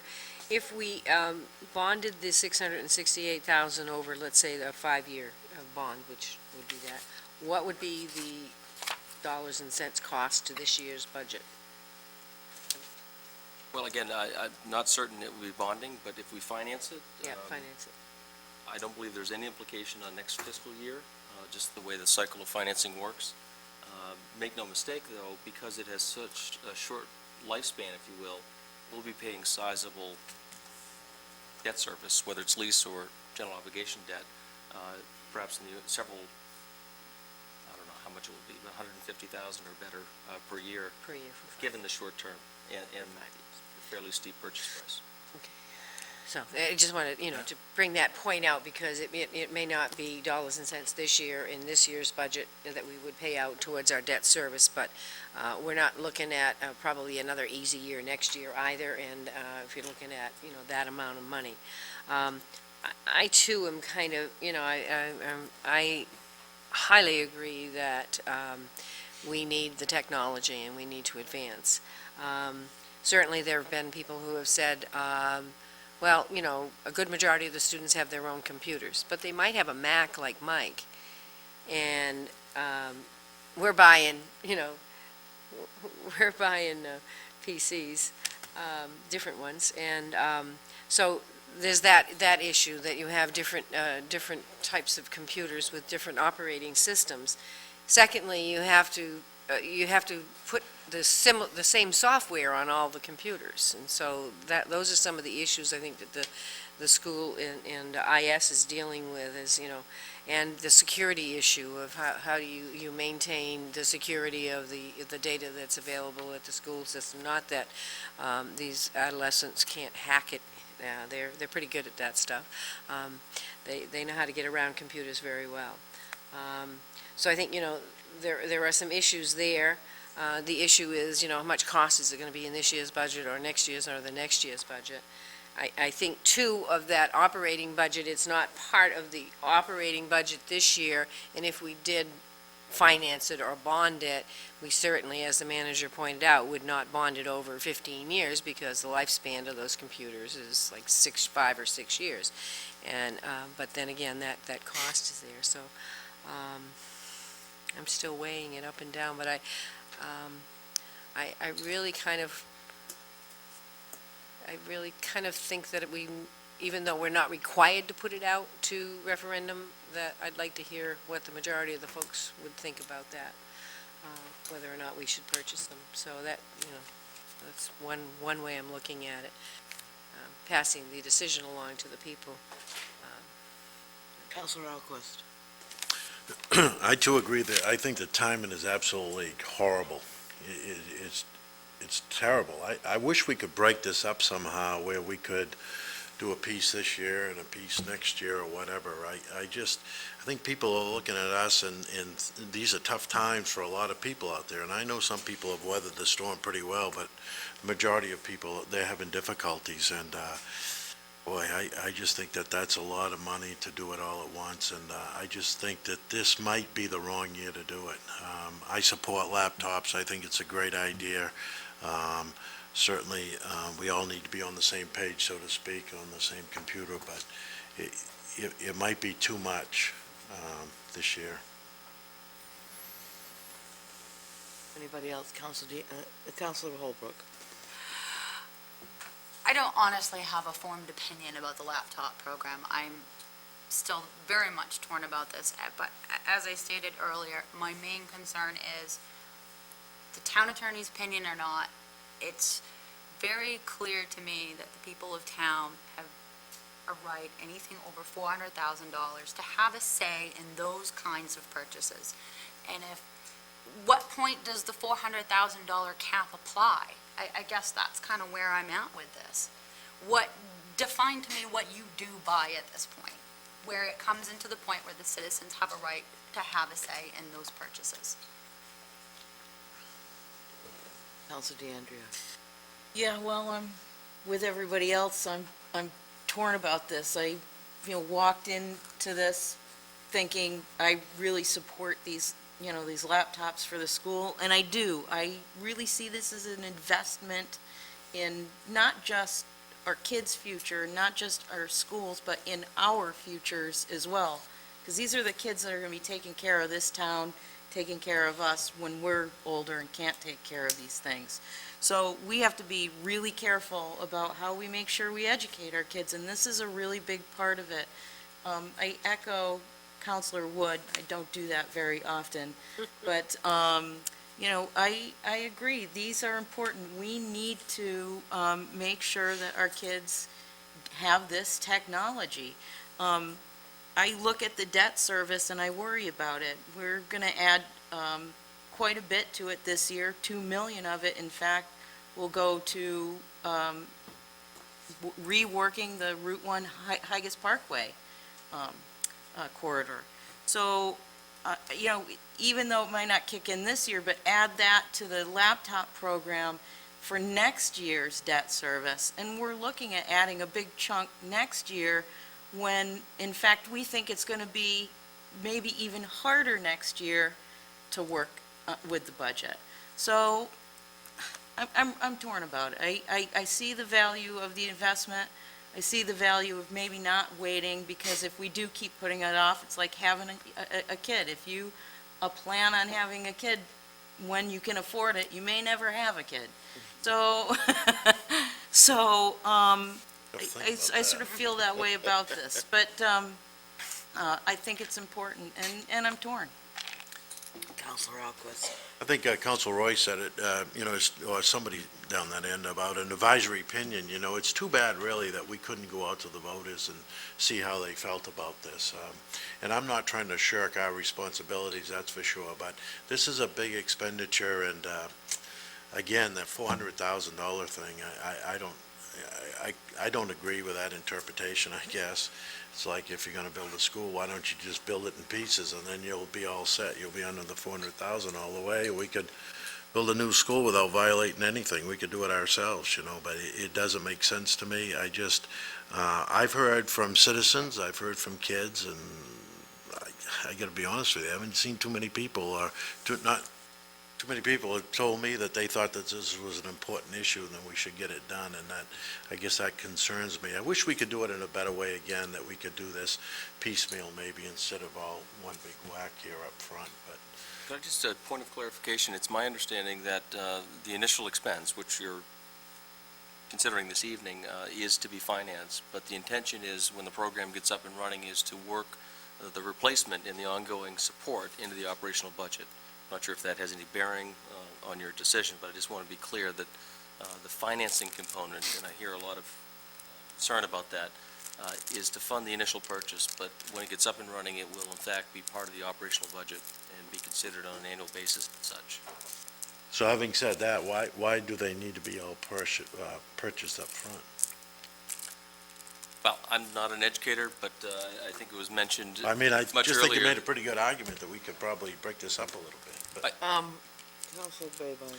So, and this is personal interpretation, I think it would be very difficult, and having served on the school board, it would be very difficult to have a system in which half of your kids are being taught on a laptop and the other half aren't. The other piece is that you would still run into the same argument, because if you take the $600,000 and split it in half, now you're below the $400,000, which doesn't go to the voters, and we'd be accused of rigging what we send to the voters. So I think there's some duplicity in there as far as around whether or not we can support a portion of it versus the entire program. So, Just one aside, and remember, my brain isn't totally functioning tonight. In speaking with the manager about this issue, we talked about if we were to decide to put this out for referendum, for the voters to decide, it would probably not be able to be done until the November election, and therefore it probably would not happen, the actual provision of them, if it were to pass for the next school year, or if it did, it would certainly be halfway through the school year. Yeah, I can't speak to that, other than I did talk to the Director of Information Technology. He says quite clearly that it will take between 3 and 4 months upon approval to secure, receive these items, to image the machines, to get them out into the district. So assuming November is the date, and I think that's a fair assessment, and it is approved, they wouldn't be available to go out to the students until February next spring. And whether you launch a program midpoint of the third quarter, I don't know. That's not for me to decide, I guess. But that's the timeline that we're on. Council Holbrook. I think the November election would be perfect. Typically and historically, these are better voter turnouts, and you would have a very large and strong, clear answer from the citizens of this town. If it means that the laptops, if it's approved and the laptops move forward, that it doesn't start until 2012 school year, then so be it. But we have a definitive, our community and our citizens support this and want this for our children. Anybody else? Council Wood. I'll just say, in reference to the interpretation from the lawyer, town council, this is a correct excerpt from our charter. It requires voter referendum for the appropriation and expenditure of funds in a principal amount greater than $400,000. We all know that 600 is greater than 400, for a single capital improvement. And I think the document really speaks to the fact that these laptops, computers, is not regarded as a single capital improvement. Capital improvement references something that's more substantial, such as a building, et cetera. Now, if the intention of the charter is to not have the town council spend more than $400,000 without voter referendum, then, then I'm all ears, that isn't, I believe, the way it's written. Or it can be an item of capital equipment. And I know Council Holbrook asked what for, how would this be applied? And I think a ladder truck now might exceed $400,000. The fire chief's nodding his head in the affirmative. So in that case, if we were talking about a ladder truck at $425,000, that would easily fit within the wording of our charter and would go to vote a referendum. So anyway, I don't have a lot of energy to fight over these points, certainly, because I think good people can come to, disagreement here. It's just that I think we are, if we choose, we are within our rights in moving forward with endorsing this capital expenditure plan without going to the voters. Thank you. Okay, anybody else?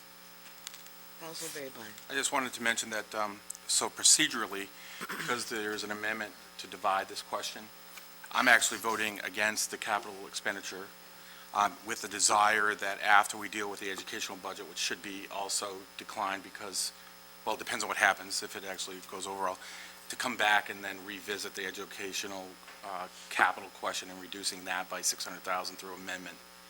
So I just wanted, because you can only take care of one amendment at a time, and right now, we divided the question and we asked it to be taken in order, so you have to deal with the educational one, the operating budget, before you can make any amendments to the capital. I beg your pardon, the clerk could probably clarify. I thought that your motion to divide the question Pass. went on to indicate that you would deal with capital first. That's correct, but you can't make an amendment to that because then you immediately go to the operating budget, because this is an amendment, it's not the main motion. He's divided the question, which they need a vote. I'm thoroughly Yeah, okay, so what I'm hearing is Right now, we needed to vote on the capital budget. Dividing the question first. I thought we already already voted, voted we that. voted on that, Voted on that. and it was unanimous to divide the question. Okay, so now we are voting on whether to pass the increase in the education capital and the increase the education capital revenues. So, with that said, all those in favor of increasing, please signify by raising your hand. Opposed? Okay, now we're moving on to the other half of the divided question, the increase of the education operating budget and increase education operating budget. I mean revenues, I'm sorry. Could I have a motion? Well, that is the motion, so Okay, it's discussion. Thank you. Discussion. Counselor Babine. This piece, at least around the actual expense, the $566,998, just to make sure the public understands that what is comprised in this part of the motion is an increase in expenses of $566,998 and an increase in revenues of $988,844. We were told, as one of my questions, was that the $567,000 increase in expenses is related to the state coming back and giving us additional GPA funding. And basically, to summarize, if I remember correctly, it was primarily focused around adding back in staff, teachers that had been reduced from the original budget on the school side. There's two things that need to be considered. First of all, depending on what happens now that the capital did not pass, and if I understand what I think might be the consensus, is if the next amendment is to reduce the capital by the 600,000, there is a decrease that needs to be adjusted from the 566 of, I think it said, was it 100,000? And that dealt with the staffing issue around the whole technology piece. So that has to be done as an amendment later. But my comment that I wanted to make was, I'm actually going to approve it. It's actually a difficult decision. And the reason is that the question is about how much change can one community take in 1 year when you have such a large change that occurred at the state level. I'm actually somewhat disappointed that we didn't take the opportunity within the school department to really develop a strong vision about how we want to deliver educational services in the climate that we're dealing with now. Because in essence, we're asking to simply stay the course, it's status quo with some reductions, and every time we get a little bit of money back, rather than coming up with a bottom line break-even plan and saying, this is exactly what I want, I'm never going to go below that. Similar to what the city of Portland did. Their new superintendent came in with significant budget reductions. He looked at the entire organization and said, I need to reorganize and rethink how we deliver services based upon not only the current situation, but the future. And I don't feel that we necessarily did that with this budget. I think we simply reacted to a situation, and then we reacted backwards as soon as we found out that we had more money, which I think most of us probably could concur that next year is going to be just as equally difficult if the state revenue doesn't change, the projections on the state revenue doesn't change, even though it's starting to look a little bit more optimistic based on the numbers I've seen. Because, there's a certain point, I think, that we have to start making all of our departments accountable, whether that's on the municipal side or even if it's on the school side. And I think that the budget process, at least on the school side, lacked a lot of vision, and we simply reacted by adding positions back in. That draws a lot of questions from a lot of citizens that I talked to or that called me and said, well, if we were willing to reduce those positions originally and change how we delivered, why is it that they are absolutely needed now when the money comes back? Why can't that be used to offset the $1.2 million increase in the overall budget? So, but even with that, I at least can temper it in saying, next year there's going to be a lot of hard reality that's even deeper if we don't get the money from the state and we see another 20-30% reduction in state GPA. But I think that the changes that the school department made, at least to this point, have been pretty significant, and we can tolerate the increase, the net increase to the budget and the tax rate as a result of that. Other discussion? Seeing none? Oh, go ahead, Councilor. Thank you. I don't quite agree with Councilor Baber, although I always respect his position, and he speaks to it well. I think I think it's unfair to say that we're looking at a status quo situation here. We're looking at a department whose budget was, trying to struggle to not use a word that would be offensive, but it was stolen from underneath them, 30-some-odd%, and they adjusted. They found ways to limit the impact to the taxpayer, despite that huge hit. I don't believe having the vision and the courage to put forth a budget that asks that the town support a huge leap forward in the technology area is status quo. And I don't think that the 44 original position reductions was something that they were willing to live with.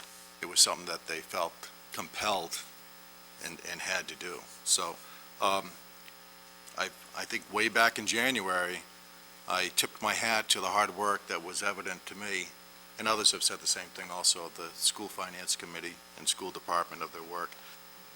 I look at, it's a big engine, it's a big machine, and it turns out exceptional product. And over the last couple of years, not only the education side, but the municipal side, we've asked that machine to slow down. And I think they've responded. I think the educational piece has responded. I think this year represents that loud and clear. Despite those challenges, I'm looking at a education gross line that is 0.5% less than last year. I can't argue with that. I can't look at the education side and question how they're spending the money very easily when I see that there's 30 people that I believe they would dearly like back, that they would very much like to find back in their employ. So I fully support their request for the motion that's, the monies that represent the motion that's in front of us tonight. Councilor Roy. Yeah, I too support it. And I have to respectfully disagree with Councilor Babine that there is a lack of vision. I've watched a few of the school board meetings and workshops that has been held by the school board, and I think there's been a lot of visionary discussion about where the school department needs to move with the educational presentation to our youngsters. This is my 12th year on the council dealing with budgets, and by far, I found understanding the school budget the easiest ever. And I think that's a kudos to the school board and the school board's finance committee for bringing forward a budget that was understandable. And certainly I agree that there perhaps maybe needs to be some other adjustments in the organizational chart or something like that. And I'm certain that, I also see some other changes that we need to do on a municipal basis. But I do believe that the school board had vision and really worked hard and presented us with the best budget to do my cliche, the best for the most with the least. And I certainly would have liked to seen the monies go back, to other things, but I think in these hard times, it's very difficult to reduce the work staff and come out with the same product. So kudos to them for their vision, and I will be supporting their operating and revenue budget. Anybody else? Councilor DeAndrea. I also am supporting the operating budget. I was amazed by the school board. I think they're a great group. I watched some of the meetings as well. They really had some tough decisions to make. They're an elected board, just as this council is elected. They have to do their work just as we have to do our work. I think that there is a certain amount of trust that there is between the council and the school board, and I feel like I can really trust their judgments. They're in the school trenches, so to speak, every day, and they do that work. we don't have that sort of same luxury that they do.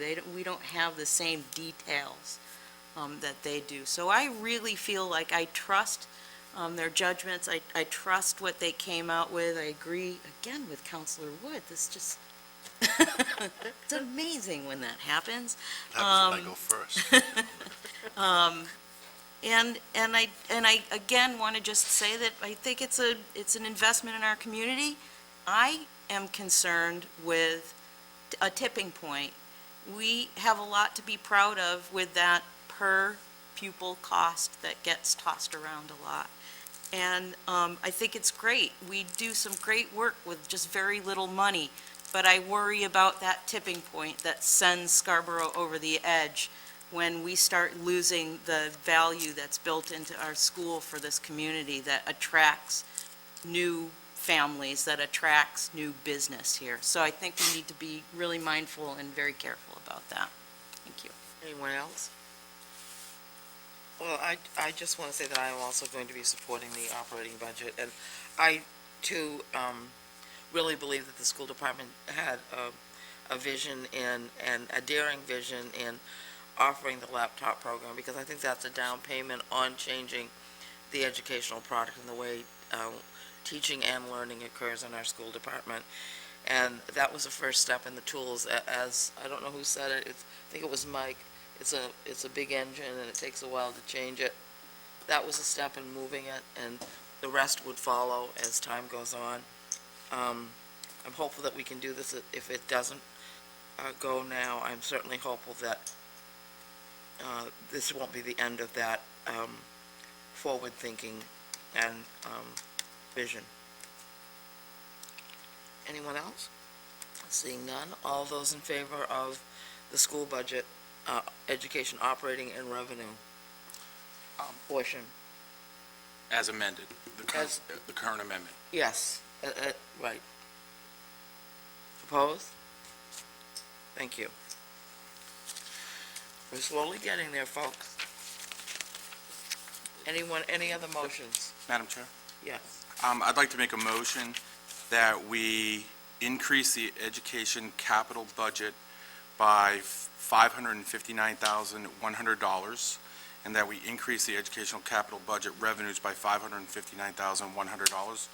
That is an adjustment from the previous divided question motion of approximately $600,000. You gotta get me back there, Sean, I'm lost again. Doesn't mean much. Second. Second?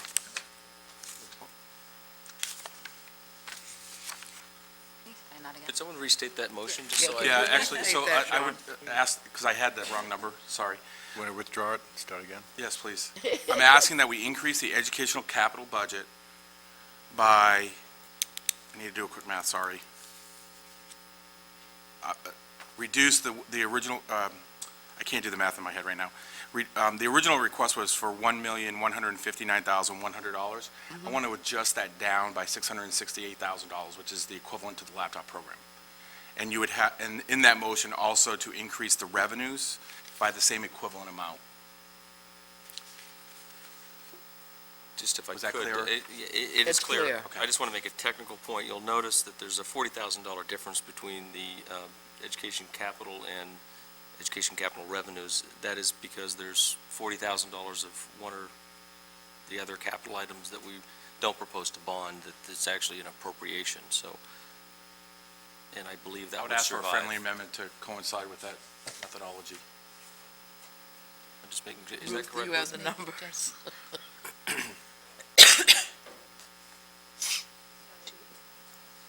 Our calculator in chief. Yeah.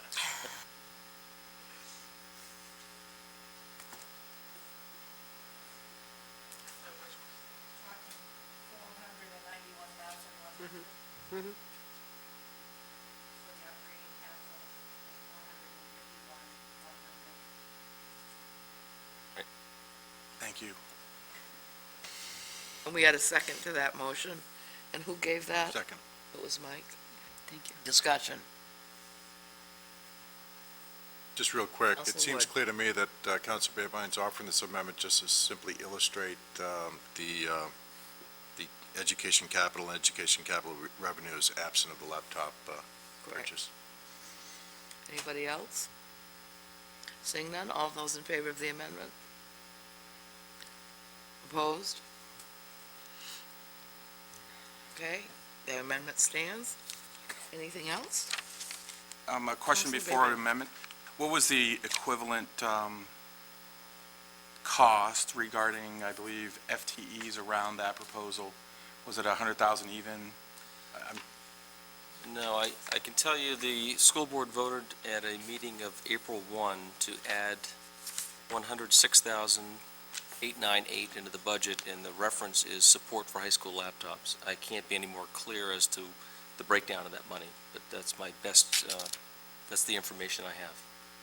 Could, should we be asking the, I think it would be good could. if the finance chair of the school board or the superintendent would like to speak to this, either one? To clarify it?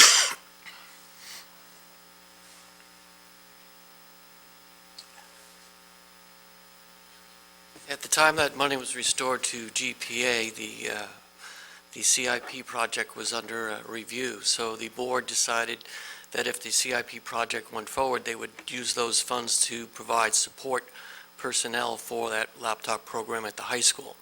If that laptop program at the high school had not been forwarded to the council, then the board would have the prerogative to use that money as they chose. They may have used that to restore some of the positions that had been removed, or they may have used it in some other fashion.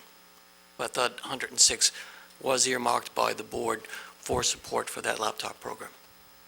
Thank you. Thank you. And that was Superintendent David Doyle. Anything further? Councilor Babine? So it's obviously in the expense side, but it's also in the revenue side, Correct. correct? Yes, we received additional GPA, and they're proposing to spend it. Right. So if we only adjust the operating expense side, that will remain in their budget? And I would have to do, if we were to amend it, it would have to be from both the revenue. No, revenue is It's coming. Revenue is coming. It's general purpose aid for, to support education. So I would suggest you do nothing to touch that. Right. But if you take that out of the expense side, that would be obviously reducing the total appropriation of the school by that amount. Okay. And they wouldn't be able to use it for anything, because the net result is that it reduces the tax rate. Correct. The Right. effect of Because that the net, would reduce the tax the rate. net effect is, okay. Okay. Councilor Babine, continue. At least for purposes of discussion, I'd move to amend the educational operating budget from $566,998 down by $106,898. And to, yes, that's it. Is there a second to that? I'll second that. Discussion? Councilor Wood? I think, certainly, everyone can wrap their arms around the fact that we could potentially put back another $106,000, or stop from spending, if you will, keep it and have it reflect in our tax rate. But I think we're getting dangerously close to line item influence and vetoing in the school budget. Now, I heard the superintendent say clearly that the 106 was earmarked. If the capital improvement program was passed, it was earmarked to support that purchase. However, it's general purpose aid. It doesn't come with any commitment, unless I'm reading it incorrectly. Correct. And that general purpose aid is for the purpose of funding education. And I say we leave it alone. I say we leave it there, and we let the school, for lack of a better term, enjoy an opportunity to see $106,000 spent maybe on improving some of the, or reducing some of the cuts that they were faced with, maybe adding to the foreign language, maybe beefing up the technology curriculum that they introduced last year when this This room was filled with folks asking for that very same thing. I don't have any energy to support the motion and reduce their education operating budget by any amount, let alone $106,000. Thank you. Any other discussion? Counselor, DeAndrea, sorry. That's all right. I agree. I wouldn't support reducing that by $106,000 either. Again, I mentioned before, I think we're getting dangerously close to that tipping point. Let's leave that money in there. Let's let the schools decide how best to use that to properly educate our kids. Anybody else? Counselor Holbrook? I just want to say that I'll be supporting that with Sean. I do agree with him. I do believe that there are areas that are in the budget that I think have, for the school, that probably did get overlooked. I think there could even be a few more savings that we have, I don't think, utilized as much as we should have, trying to keep things as low as possible. And anybody will absolutely, I agree that we can't get out of this year with a 0% increase. And I knew that coming into it. But we do still have a duty, just like last year, to try to put forward the least amount pain possible to the taxpayers. So if 106 can offset some of what we're doing to people, then I'm supportive of it. Anybody else? Counselor Babine? So, I was thinking about whether or not, the impact to the overall tax rate on $100,000 is nominal, so it's, unless it's, you're talking hundreds and thousands of dollars, or a couple hundred, $600,000. The tax rate right now is going to remain at 12.63%, assuming the next couple motions around that were previously presented. But there is some method to this, and as Councilor Holbrook said, there are people in this town that filed bankruptcy, record numbers.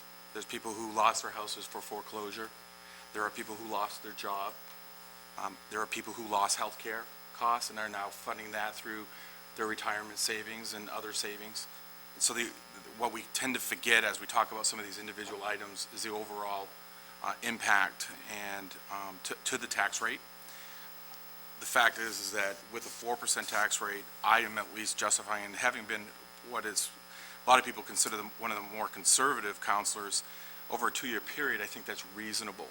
But then there's the methodology around how we use the money and then why we put it back in. And if you think that it's difficult now, wait until next year when we already know that we're getting another couple $1 million taken away in GPA. We're going to be sitting back and looking at these positions asking, was it really smart funding, giving the extra $100,000 and not allowing it to go to the tax base? It was very difficult not coming in here with a recommendation. I think that one citizen who provided us with a pretty lengthy analysis that suggested that we could adjust another $1 million from the schools and not hit the classroom, did bring to light several areas of concentration. Now, the reason why I'm not proposing that deep of a type of an adjustment is that then you're getting into the whole cycle about budgeting and the fact that it will then impact the surplus or the reserves that they're trying to manage and bring some of the other categories up to, because a budget as large as this needs to have the surpluses that they realize, which is $300,000 or $400,000 a year. So, but I think the methodology behind this is that you have to take a stance at some point and say enough's enough, and prepare for next year. And some of these adjustments should be us preparing for next year. I disagree totally, even though with respect around, we're getting very close to line item vetoing here, because if that was the case here, then that would have been the same argument regarding the laptops. But the fact is that if we look at the overall impact, and we all may have individual programs that we are, supportive of or against, and that goes into our arguments, I don't really believe that being a line item type of conversation, even though I'm using it as the example on why not to fund it.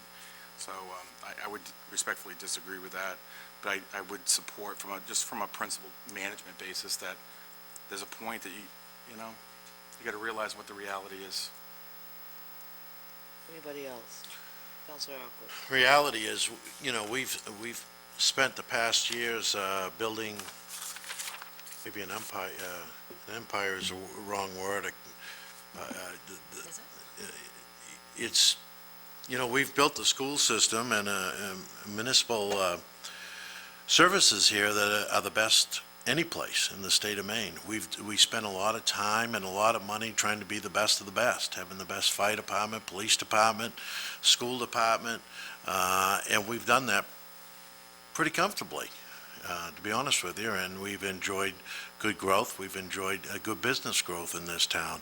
We've never been in the position, since I've been around, that we are today, and that, I think it's survival mode.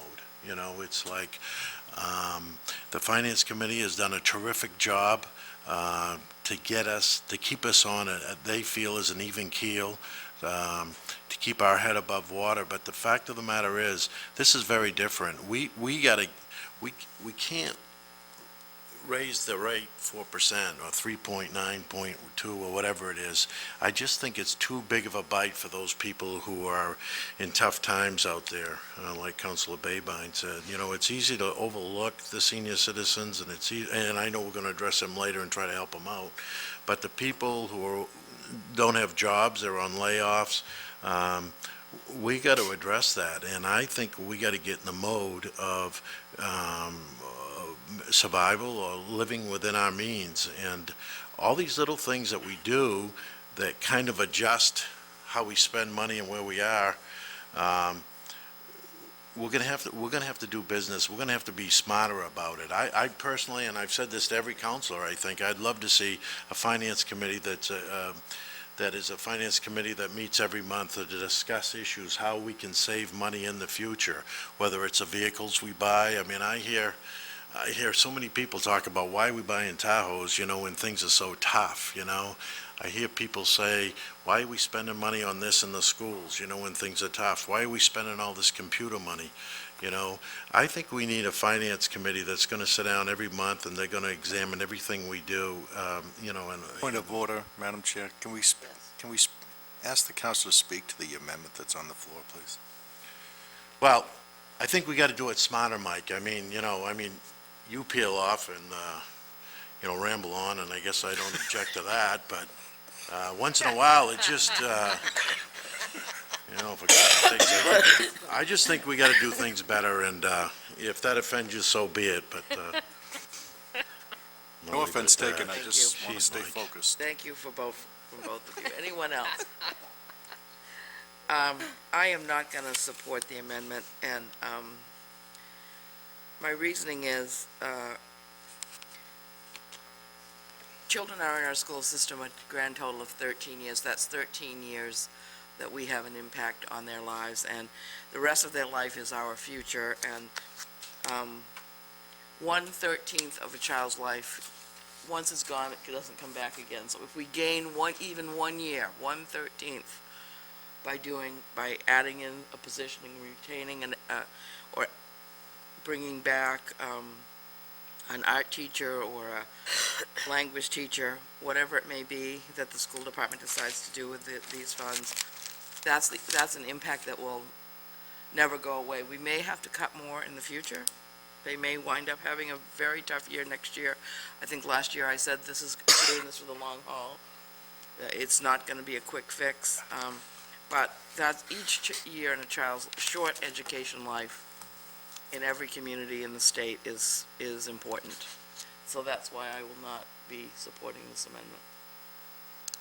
So with that said, I think we've said everything we need to say, and I'll move the question. All those in favor of the amendment? Those opposed? Thank you. Okay, any other amendments before we move to the main motion? Councilor Holbrook. Again, I'm going to say, I think I'm going to be outvoted. That's okay, you know. Offer away. Yeah, I'm going to offer it away anyway. I would like to real quickly say thank you to Bruce Bell. He had spent a considerable amount of time explaining budgets to me, and this is all completely new to me. I would like to put forward a motion of a reduction for the school in the amount of $500,000. And I am meeting about halfway in the middle here with some of the ideas that were presented to me. And I appreciate and I completely understand that I do not, or this council does not, have the ability or the authority to line item anything. But if I can look at something that comes from an idea from a resident of $1 million worth of cost savings, and it does not affect a single teaching position, it utilizes savings, and it only requests that we hold the line on numbers. We hold the line on things like substitute wages to what last year's wages were, that we don't increase those things. That's over $1 million worth of savings that he had shown me, where we could find money if we really want to look for it. And it would not affect any child in our school systems. So my motion is to reduce the budget for the school by $500,000. Thank you. Could I have a second? I'll second it for purposes of Okay, discussion. discussion? A couple of people have stepped out, but anyone wish to discuss? Counselor Wood, you seem to be taking the lead tonight, so go ahead. I certainly respect any citizen, including Mr. Bell, in his efforts to help us in this very complicated matter. The motion speaks of reducing the school operating budget by $500,000. Do I have that correct? Mm-hmm. Okay. Without specifics as to what that $500,000 represents, I couldn't possibly support it. I do know, with all due respect, this is a very complicated matter. And when I heard spoken last week, for example, that we're spending $100,000 for a bus, that got my attention. Not because it was $100,000 necessarily. I know these things cost money, but a bus, does it really cost that much money? I mean, the seats are, not contoured, and there's no stereo in it, and the roof is metal. It's $100,000. And then I talked to a school board member, and the school board member tells me they're getting a 2-for-1. For $100,000, they're getting 2 buses. The point is that there's often more. It's a great idea, and I applaud not only Mr. Bell, but others who come to the podium bravely and make these suggestions, which in turn should invite us to explore further. And that was an example of exploring further, that's all. So I do believe that, lacking any further detail, no disrespect, Councilor Holbrook, I appreciate you making the motion, because just in the dialogue, regardless of whether it passes or not, the dialogue is beneficial. So I can't support it, however, because again, I believe that lacking any further detail, I don't possibly know really what that might represent, other than I a could large sum offer a of few money. suggestions if it would be helpful, but again, I appreciate we have no line item authority. Some of the recommendations were, again, holding the line to fiscal year 10 on the substitute wages. The substitute wage lines were increased by $85,000. So if we held those lines from last year, you could also subsequently reduce to, again, fiscal year 10's substitute taxes. You could reduce those lines, which brings you to like $89,000. Again, ed tech lines all went up. If we held the line at last year, at fiscal year 10's year, that's a reduction of $102,000. If we bring graduation back to Scarborough, which many towns do, right now we're paying ballpark about $6,000 a year to have our children graduate in Portland. I mean, we have beautiful Memorial Park, we have our AstroTurf football field. There's ways to save money, and again, does not directly impact the education of our children. And again, I fully, wholeheartedly believe we can really find this if we really look and we really try. Counselor Wood? Yeah, and I respect that, Councilor Holbrook. I think with any budget, no matter how large and how small, you can find a little bit more. But again, like to the point of saving money, I wish we had the facilities here in town where we could graduate our children under a roof, because I don't think anybody wants to take that chance. If we had a day like today, what a beautiful scene that would be, to have our graduating class lined up at Memorial Park. But then think about yesterday, and then think about that same scene with the thunderstorms rolling through. So I respect what you're saying, but again, lacking any substantive detail to what that $500,000 might represent, I won't support the amendment. Thank you. Anybody else? Counselor Babine. Doing a quick calculation, the net impact of the counselor's motion would reduce, or I should say increase, our actual tax rate from $12.15 per thousand that we have today to $12.48, which is a 2.5% overall tax increase. So I don't, theoretically, I don't disagree. In fact, in a normal time and situation, I'd probably support this. But I kind of agree in the sense that, or agree with Councilor Wood's comments, that in a sense, it's very difficult to understand where that might come from based upon everything that's been discussed, as well as everything that's been proposed. And how much change do we have? Because if we're going to make that type of adjustment, then I would actually suggest that we actually take a bigger adjustment, and the adjustment should be equivalent to the amount of the state revenue that actually came back to the town, because we had already, the school board at least looked at what the impact of that was and knew what they were going to get rid of or you know, have to do without. So there has been that discussion to that particular point. This is kind of a, you know, it's obviously lower. So, you know, I agree that from a management perspective, it's very difficult, because they would have to go back to the drawing board and determine what is going to happen from that point. So I'm kind of caught in the middle here, and I probably won't support the motion and simply, for this year, allow what has been presented pass through. Anybody else?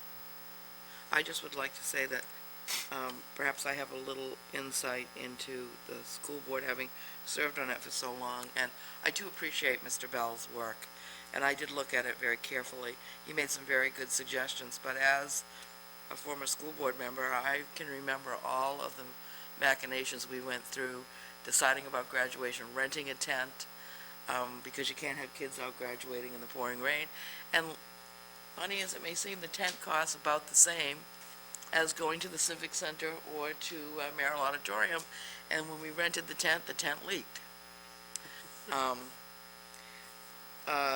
Issues, you know, there are other issues like that. As far as substitutes, you can hold the line, but if you have a lot of sickness in a calendar year, you have a 2 or 3 teachers out for long-range medical problems, that substitute line, we can't have the kids not getting an education. A teacher has to be in the room. So, I mean, it looks wonderful on paper, but the school board has to manage that. So I would defer to their expertise, not my own, in the requests that they've made in their budget. So I too will not be supporting this. Sorry, Councilor Roy. I was kind of out of the room at the beginning, so I That's wanted to okay. hear what folks had to say.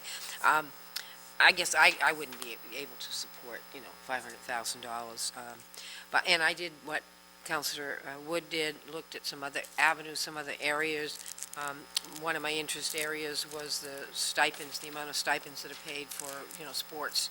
And it's $516,000. But I did say at the first reading, that it kind of like, similar to the fire department, who years ago had lots of volunteers, and it didn't cost as much manpower dollars for the town because of all the volunteers. And the school, I think, is in that same situation. We've added a lot of sports. I mean, we added football, I don't know how many years ago now, but, and we've added lacrosse and soccer and, you know, all those things. But we're not having as many people volunteer.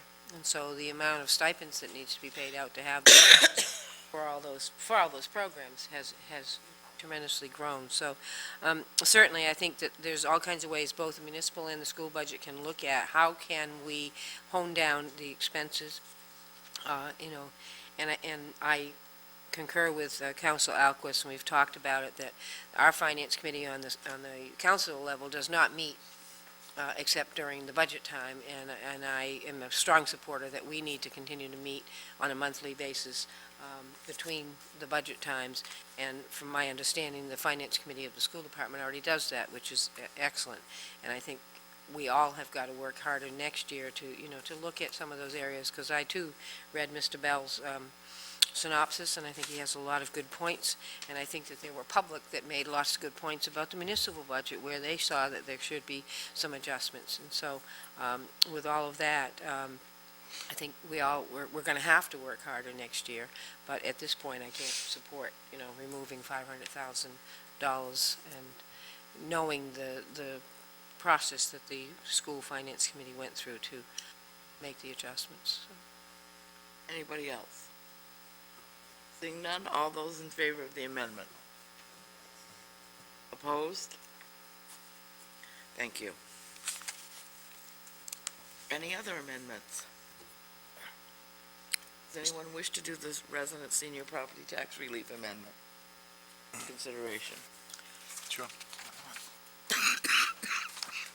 Are we on track now? We talk about the municipal also now? or- Yes, you can offer any amendments you wish. Then I'd move to amend the main motion as amended to increase funding for the resident senior property tax relief program by $25,000 for a new total of $140,000, and to decrease natural gas utility expenses affecting multiple line items by $15,000, and public works, all divisions budget, by $10,000. This would result in a new total municipal and county gross budget of $34,199,582 and a net appropriation of $16,805,026. Second. Discussion. Counselor Babine, then Counselor Alquist. You can go first. Counselor Alquist, you can go first. Oh, thank you. I think this is the one thing that we've increased in the budget that makes a lot of sense to me. This is very important to our senior citizens, and it's property tax relief. We put it in a few years ago, and we certainly want to make sure that we fund it to the proper level. I think that with tough times, I think there's going to be more people coming forward that's going to utilize this program, and I would like to see us get out there with maybe a little bit of educational program that we can reach out to some people and make sure that everybody takes advantage of this that is able to, or that qualifies. So again, this is anything we do here tonight. To me, this is probably the most important thing that we can pass. Counselor Babine. Mr. Alquist is highly persuasive. Thank you. Counselor Roy? I would concur with that. The other thing that I certainly would like to offer as part of this is that we examine the guidelines for that circuit breaker if we vote to approve that. Currently, they have to be 65 years of age or more at the time of application. We look at, the different AARP is what, you can turn it when you're 50, and then there's the senior WOW, which is 55 plus. So we might want to adjust the years. They have to have received the refund on the main circuit breaker, and they have to have resided in Scarborough for 10 years, and that's another area we might think about adjusting. And they've got to apply by September 15th. They've got to show proof that they've gotten the money from the main circuit breaker. So there's some things there that, we need to look at if this is in fact approved. But I think this helps to balance out that cost for the elders. The biggest problem with the whole thing is getting them to apply for the main state circuit breaker, and also to apply for this, because they're proud people, the folks that are over 65. I'm over 65. I'm proud. Yes, I am. But they need to be encouraged to apply, because if they are living on very fixed incomes, they are eligible for these funds, and I will vote in favor of this amendment. Counselor Holbrook, and then Counselor Wood. Thank you. I'm really happy to see this program. I'm hopeful that it will continue forward into the long-term future as well. These are definitely some of our citizens in town that really need this. This is extremely beneficial to them. As you know, I'm sure you've all heard, Social Security did not go up this year. So especially looking at everything, our tax increases, your groceries, your prescriptions. This is a vital program that I am more than happy to support. Thank you, Councilor Wood. Thank you. It's already been well said, and I think best by Councilor Alquist. But it's important also to thank Town Manager for finding ways to not only increase this all-important program by the $225,000, but also to have it not affect our tax rate, because it represents, the money comes from reducing our national gas utility expenses and Public Works different divisions budget by an amount that equals the same $25,000. So I appreciate that hard work. Thank you. Thank you. Anybody else? I just want to say I certainly appreciate this motion, and at the Finance Committee, when I was given an opportunity to speak ex officio there, I mentioned that the circuit breaker program in Maine this year has been reduced so that people are only getting 80% of the amount that they're entitled to. And starting next year, as far as reviewing the rules, the time period to apply for the circuit breaker is going to change. It's going to be a much shorter period, and so I think we might want to change that September 15th deadline as well. Make it go out maybe to the end of the month, end of September, so that people make sure they get their applications in a timely manner to be able to take advantage of Scarborough's program as well. Any other discussion? Without seeing any, all those in favor of the motion? Opposed? None. Any other discussion or motions? Councilor Babine. Not any motion, just discussion around the budget. Again, thanks to everyone who has participated, including very valuable councilor comments, especially to Councilor Holbrook. This is, I believe, your first year. And Yes. sometimes it's very difficult proposing what might be considered amendments that a lot of citizens may not like. But you'll learn to, as long as you're principled, and I think that you are, and I think that we all are, it goes by very easily. Your name will get trashed by advocates for the schools. Your name might get trashed by municipal supporters as well. So I really appreciate you standing up and speaking. It's nice to hear that voice.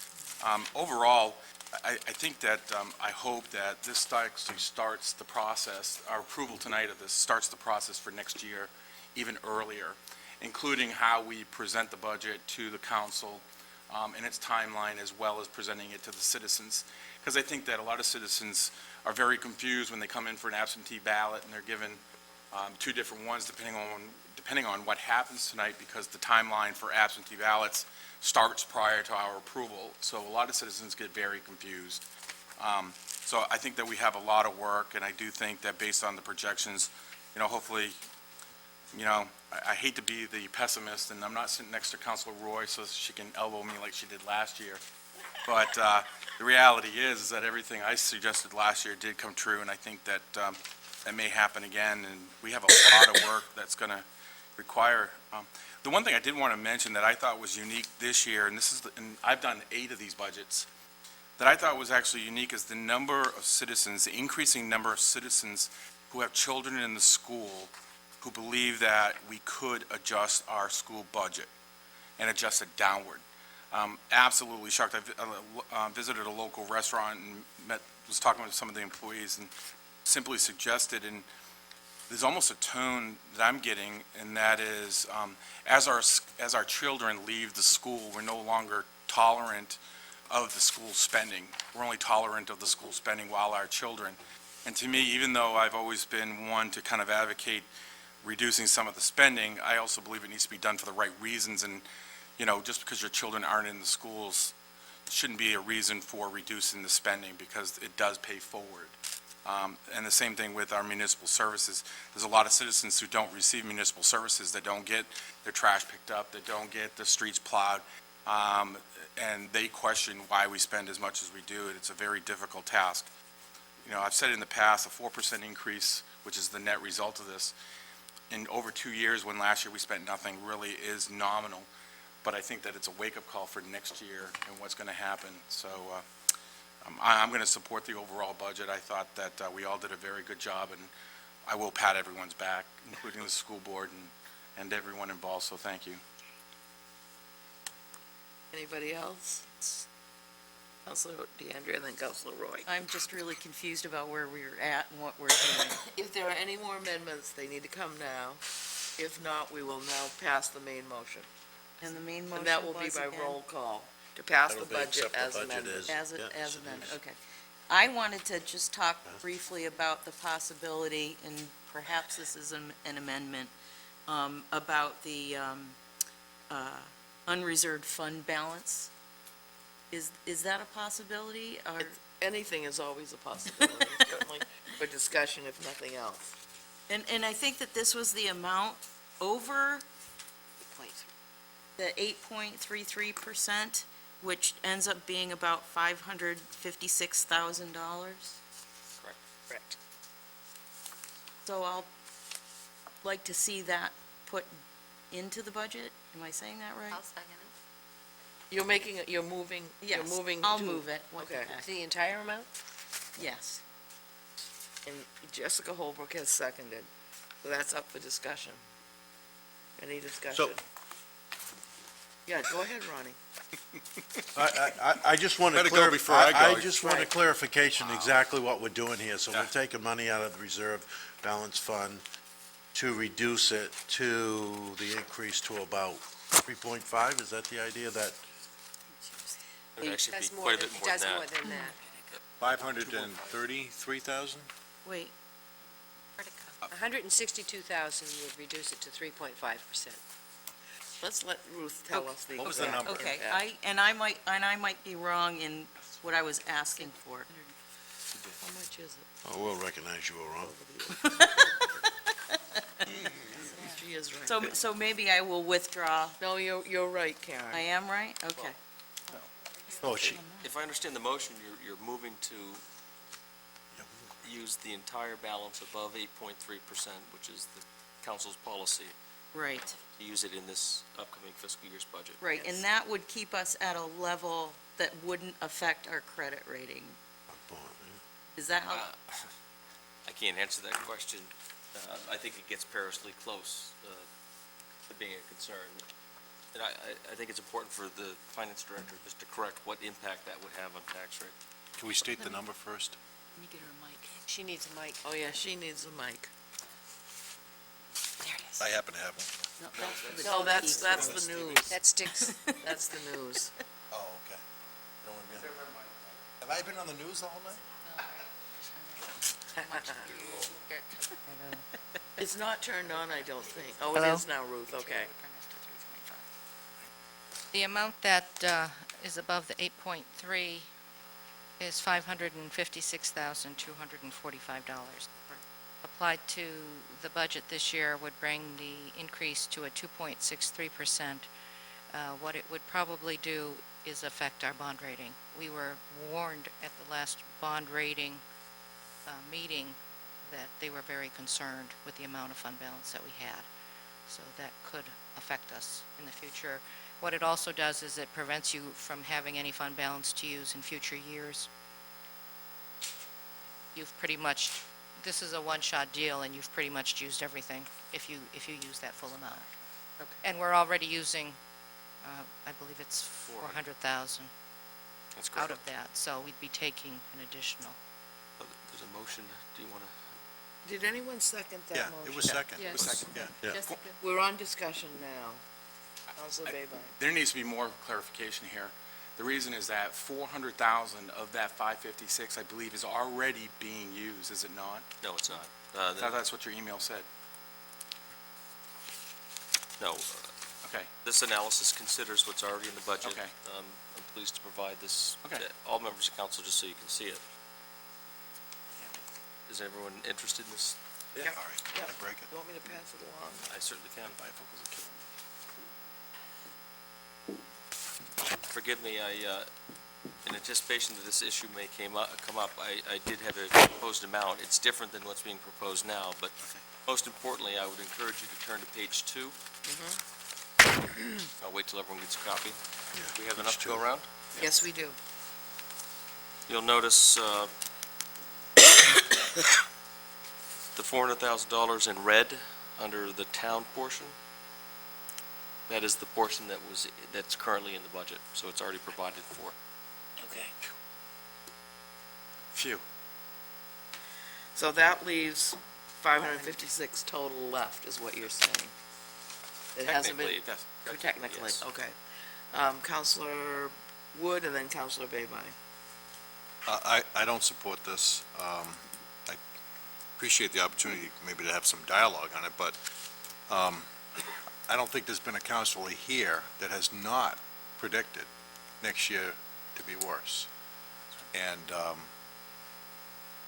I just think that we need to be very, very cautious. We're already using 400. Last year, we used 850. Rainy day fund, it's raining out, that's okay. Next year, we have 556, if it's still raining out.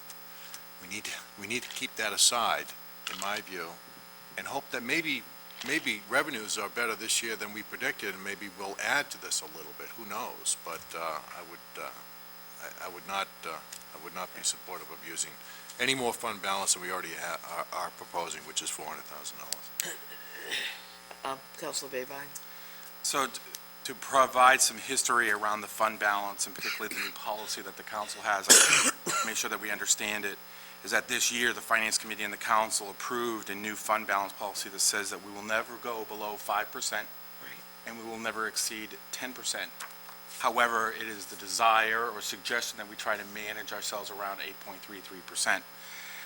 The argument that I recall around that, both at the council and then the Finance Committee, is that there may be really heavy rainy days where you need to go below the 8.3%, and we have done that in the past, because even at one point, we were significantly below 8.33%, if not funded. And I want to say that's like 10, 15 years ago, way before I came to Scarborough.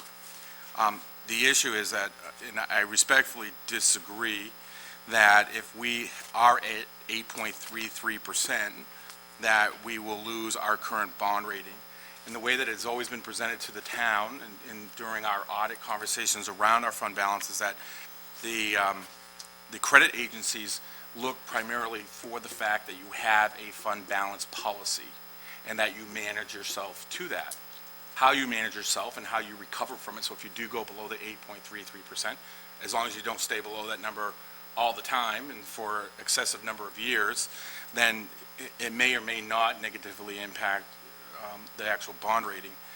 I don't think that, I'm not in favor, by the way, I'm making some principled arguments here. I'm not in favor of using it because I totally agree with Councilor Wood. We need to be looking at what the impact is over the long term. And, it's surprising because last year I asked for a pretty huge swing. This year I'm asking for, us to stay at the 400,000 because the fact is that we're going to need that money. The school department came to us, I want to say 2 months ago, maybe 3 months ago now. It's been a long time. Telling us that they may overspend their budget because of overtime pay and some other cost factors that they were impacted by. We need that reserve just in case, especially if a lot of their assumptions aren't true or don't come true. And I think that this little bit of an excess, but we need to be able to manage that and then still cash flow our own overall operations. So in theory, I think that we can go below 8.33%. I just don't believe it's a good practice to implement today, and that we should keep the 556,000. Anybody else? Counselor Roy?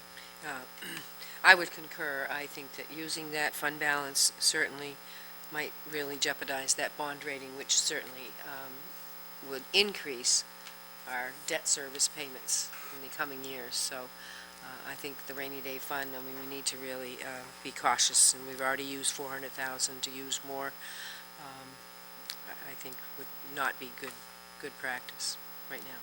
Anyone else? Counselor Alquist? Yeah, I don't want to use any more of it.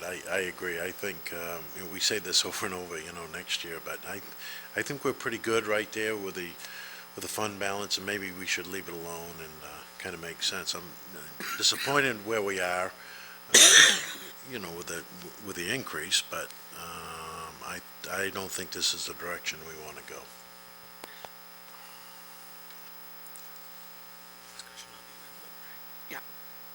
Counselor Holbrook? So my question, I have a question. So we're currently already going to use 400,000. Yes. that's not a motion that's on that. That's already been adopted. That's so to already speak, been adopted. In the amendments. reading. Right, in the first reading. So what is with what we've had this evening, our increase? What's the percent in our increase?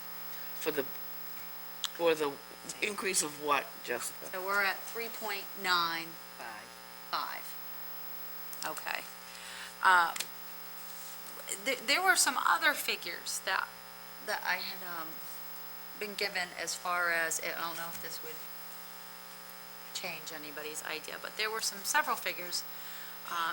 Bring us to the 3.5, which I personally, I'm a little happier at 3.5 than 3.9, is only 162,000. I don't know if that would make anybody more comfortable, not, and compared to taking the full 556. Okay, thank you. Any further discussion on the motion on the floor right now? Seeing none, all those in favor of the motion that is on the floor right now? All those in favor of it? Okay, all those opposed? Thank you. Any other motions? I'll put up a motion. Okay. I'm interested in the 162,349 out of fund balance to bring our increase to 3.5%. Is there a second on that motion? I'll second it for discussion. Discussion. Counselor Roy? When you look at that, on a $300,000 home, at a rate of 3.5%, it's about 35 cents a day. When you look at the tax rate at the 3.95%, it's 39 cents a day on a $300,000 house. So it's a matter of a 4-cent difference. So it's not a significant, I don't think a significant difference, 4 cents a day. Anybody else? Counselor Wood? Yeah, real quick, I appreciate the purpose behind the motion, certainly. I think we'll all have an opportunity to summarize, certainly, but I'm not going to support the motion. I just don't get a strong feel that there's a lot of value there. I think that keeping the money in the bank, so to speak, in our reserves for the unknowns, not only as I think Council Alquist or Council Babine spoke to, what could happen even this year, but certainly what might happen next year. I'm more comfortable leaving it there, and I think overall, I think our taxpayers would feel more comfortable that way also, as opposed to the extra $1.20 a month that it would cost. Thank you. Anybody else? Seeing none, all those in favor of the motion before us? Opposed? Thank you. Any other motions? We're nearing the 10 o'clock hour, so I want to make sure that we get our roll call vote in. Can we just Unless we clarify what suspend the rules. has happened for the citizens? Certainly, we have, very, very quickly, The net, what the net appropriation is now and what the net tax rate is now? And I suggest we have the finance director. and Finance Director, you need to turn on your mic one more time.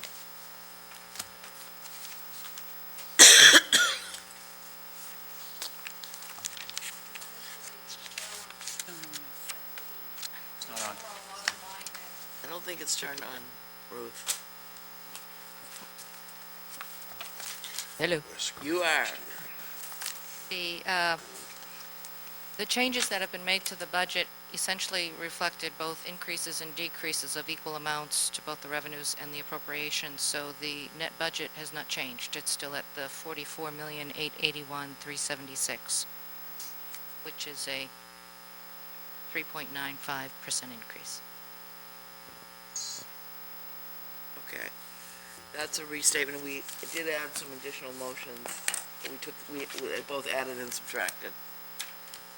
Okay, any further discussion on the main budget motion as amended? Seeing that, I just want to, again, add my thanks to everyone who participated, including citizens and all the emails, letters, phone calls. We appreciate your interest in town affairs, and we definitely encourage it.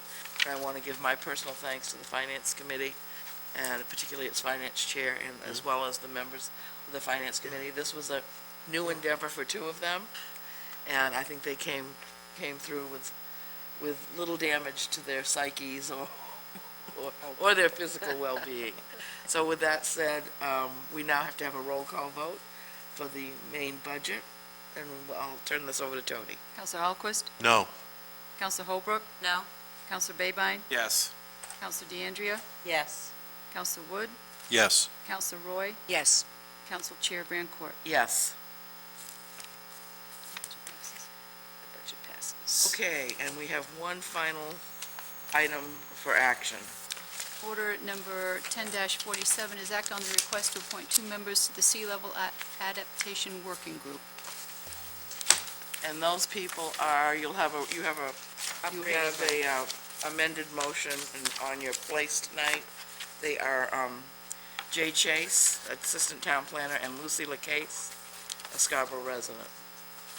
Could I have a motion? I would move approval of the appointing Jay Chase and Lucy LaCase to the Sea Level Adaptation Working Group.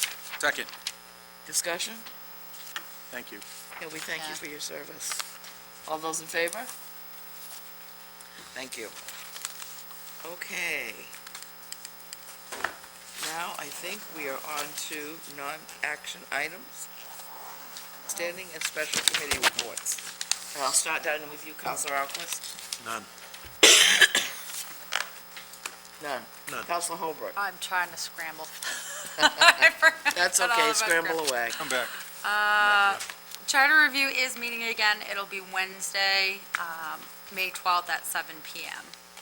And I believe this is going to be the segment where we're trying to address comments that they were going to try to address comments received and letters that have been received and so on and so Excellent. forth.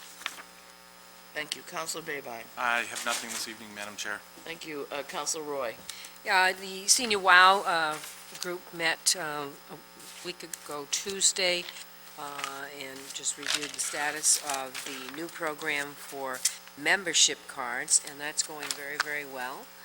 For a $10 membership, they get first dibs at special outings and reduced rates, and hopefully with some work between the Buy Local group, they're looking at doing something for discounts at businesses, et cetera. So they've done a good job of trying to increase their revenues, which I was thankful that they did that. Anything else, Counselor Roy? Counselor Wood. I'm sorry, we're on standing? Standing Yeah, none, committees. thank you. Counselor DeAndrea. Unfortunately, had to cancel last month's ordinance committee meeting, but we will be meeting this month, Tuesday, May the 25th at 4:30 in council chambers. Thank you. And now I believe I'm on town manager report. Thank you. I'll be very quick and brief. I want to provide the council an update on the Pine Point reconstruction project. As you'll recall, funding, the plan was approved for the beach access plan and funding approved at the April 7 meeting. We have moved swiftly to action the following Monday from that approval. Work began and it's continuing quite briskly since. At the suggestion or request of Madam Chair, Councilor Holbrook and myself had an occasion to meet last Thursday evening with a number of residents in the area to work out some of the final details related to implementing one of your final policy directives, which was the so-called removal of the so-called landscape wall. The challenge simply is that the project was fully engineered and designed. There are existing features we need to respect, and certainly we don't want to cause any harm to abutting property owners. So I believe we've certainly removed the obstruction or the encroachment to the greatest practical extent, and I'm very pleased with the progress of the project, and we're on schedule. Thank you. Also, I want to mention, as the council may or may not recall, the voters approved a $1 million bond issue for land acquisition last fall. The motivation for putting that before the voters was a $200,000 challenge grant that we were eligible for. The way that program worked is you actually have to have a project, and as the council's aware, we did acquire the Higgins Beach lots and 3 lots on Muzzy Road. We made application to the Maine Community Foundation and have received a check in the amount of $127,571, which represents one-fifth of that purchase price. The remainder is available to us, and we'll apply at the time we make next acquisition. So that's certainly good news. We've paid that money in full, so that money, as a practical matter, will sit in a land purchase account and be available for future purchases as they come forward. Nothing is in the pipeline at this point. Also, I just want to make the council aware the town has been recognized and received an Environmental Merit Award from the U.S. EPA, given our involvement in the Long Creek Restoration Project. We and other participating entities have been recognized for our efforts in that regard. So we'll find a space in Town Hall and prominently show this plaque. And the final point of interest related to this matter, there's a similar process that's beginning regarding the Red Brook watershed. Similar to Long Creek, this is classified an urban impaired stream, and there is a process underway. There's an initial meeting of this watershed group here in these council chambers on May 18 between 8 and 6 p.m. I can certainly provide more information, and I think there'll be other publicity, but I wanted to just make you all aware that that project is up and running. With that, I'm available for questions if you have any. Any questions for the manager? Seeing none, council member comments. And I'll start down with you, Council DeAndrea. Thank you. Well, I guess I'll speak to my experience, my first-time experience on the Finance Committee this year. Having worked for two other municipalities in Maine, and of course having been a citizen as well, I've now sort of got a much broader view of what it really takes to run a municipal government and school district, and a much better appreciation for it as well. Knowing the work that goes into it as a department head preparing a budget, and now being on the other side of that, has been a real eye-opener for me. It's been a great lesson. I'm happy to have had it. I'm not sure I'm looking forward as much to it next year, perhaps, as I was this year. But it was a good experience. I think that all counselors should have that opportunity to really get down to the nitty-gritty and look at the budget process, and have the opportunity to really hear all the department heads and the work and the process that they have to go through for presenting their budgets. I thank them greatly. Everybody did a terrific job presenting to the Finance Committee. I think it made our job a whole lot easier, and is very much appreciated. The dialogue that we had here tonight, you know, democracy is a messy prospect, but much needed and much appreciated. And while we don't always see eye to eye, I think we all agree that our best interest is for the town and for the schools. So thanks to all my fellow counselors as well as Finance Committee members. I think we should have T-shirts that say, I survived. I survived the budget year 2010, 2011. Thank you. Thank you. Councilor Wood. Thank you, Madam Chair. So, yeah, it's a tough year, of course, and I want to thank everybody's hard work, not only just on the Town Council, Finance Committee, but also School Board, School Finance Committee, all the department heads, both municipal and school. My sense from last year's experience was this year, although we just passed a budget that is asking the citizens to pony up 3.95% more than they did last year. Last year, it was a 0% increase, and I think everyone should be proud of that, certainly. This year, it would have been nicer to see a lower number, but as I scrutinized the budget as best as I couldn't find anything that really I could grab onto and show the town manager and say, hey, what about this line? Every department on the municipal side showed a flat or decrease. And those departments that have the luxury of generating revenue really came to plate, I think, well, and showed increases in that area also. So it's all about revenue. The town manager's been in that podium several times over the last several weeks and has spoken often about it being a revenue story. It's about revenue. Our revenues are down. whether it's coming from Augusta or whether it's coming from folks paying an excise tax on a vehicle. They're down, and I think everybody responded really well. I hope that the citizens can remember last year's 0 and bite their tongue with this year's 3.9 and accept that as an average, and hope that next year we'll be here talking about 2% or less.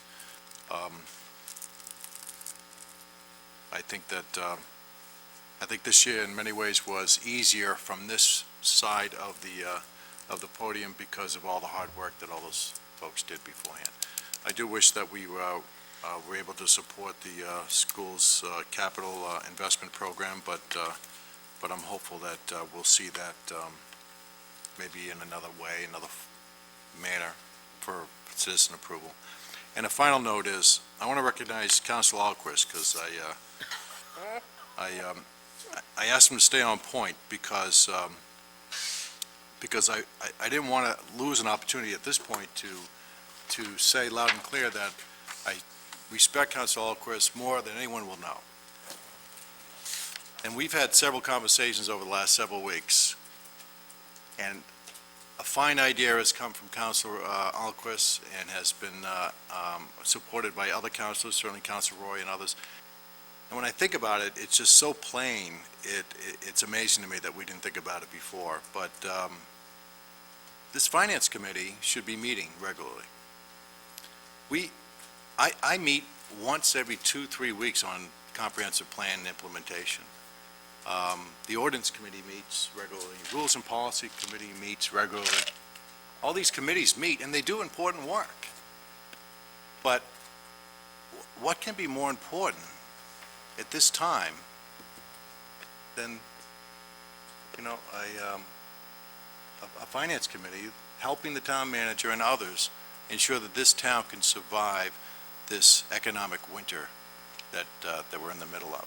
So I hope that we can move fast and forward on that idea that Councilor Ron has put forth, and I would do everything that I possibly can to support that measure toward that end. And I think that they can only make our jobs not only this time next year, but continuing throughout the year to seek out new ways to save money and present budgets that are responsible. So, thank you, Madam Chair, for your hard work this year. Thank you. Councilor Roy. I don't know whether I said it to him first or he said it to me first about the Finance Committee, but be it neither here nor there, I think it's an excellent idea. I guess, certainly I want to say thank you to the members of my Finance Committee, to Sean and Karen, and certainly to the departments of the town and the school board. They did make our life easier. It was a well-presented budget. They did what we gave them guidelines to do, and certainly the manager worked hard with them, but again, they all made our life a lot easier.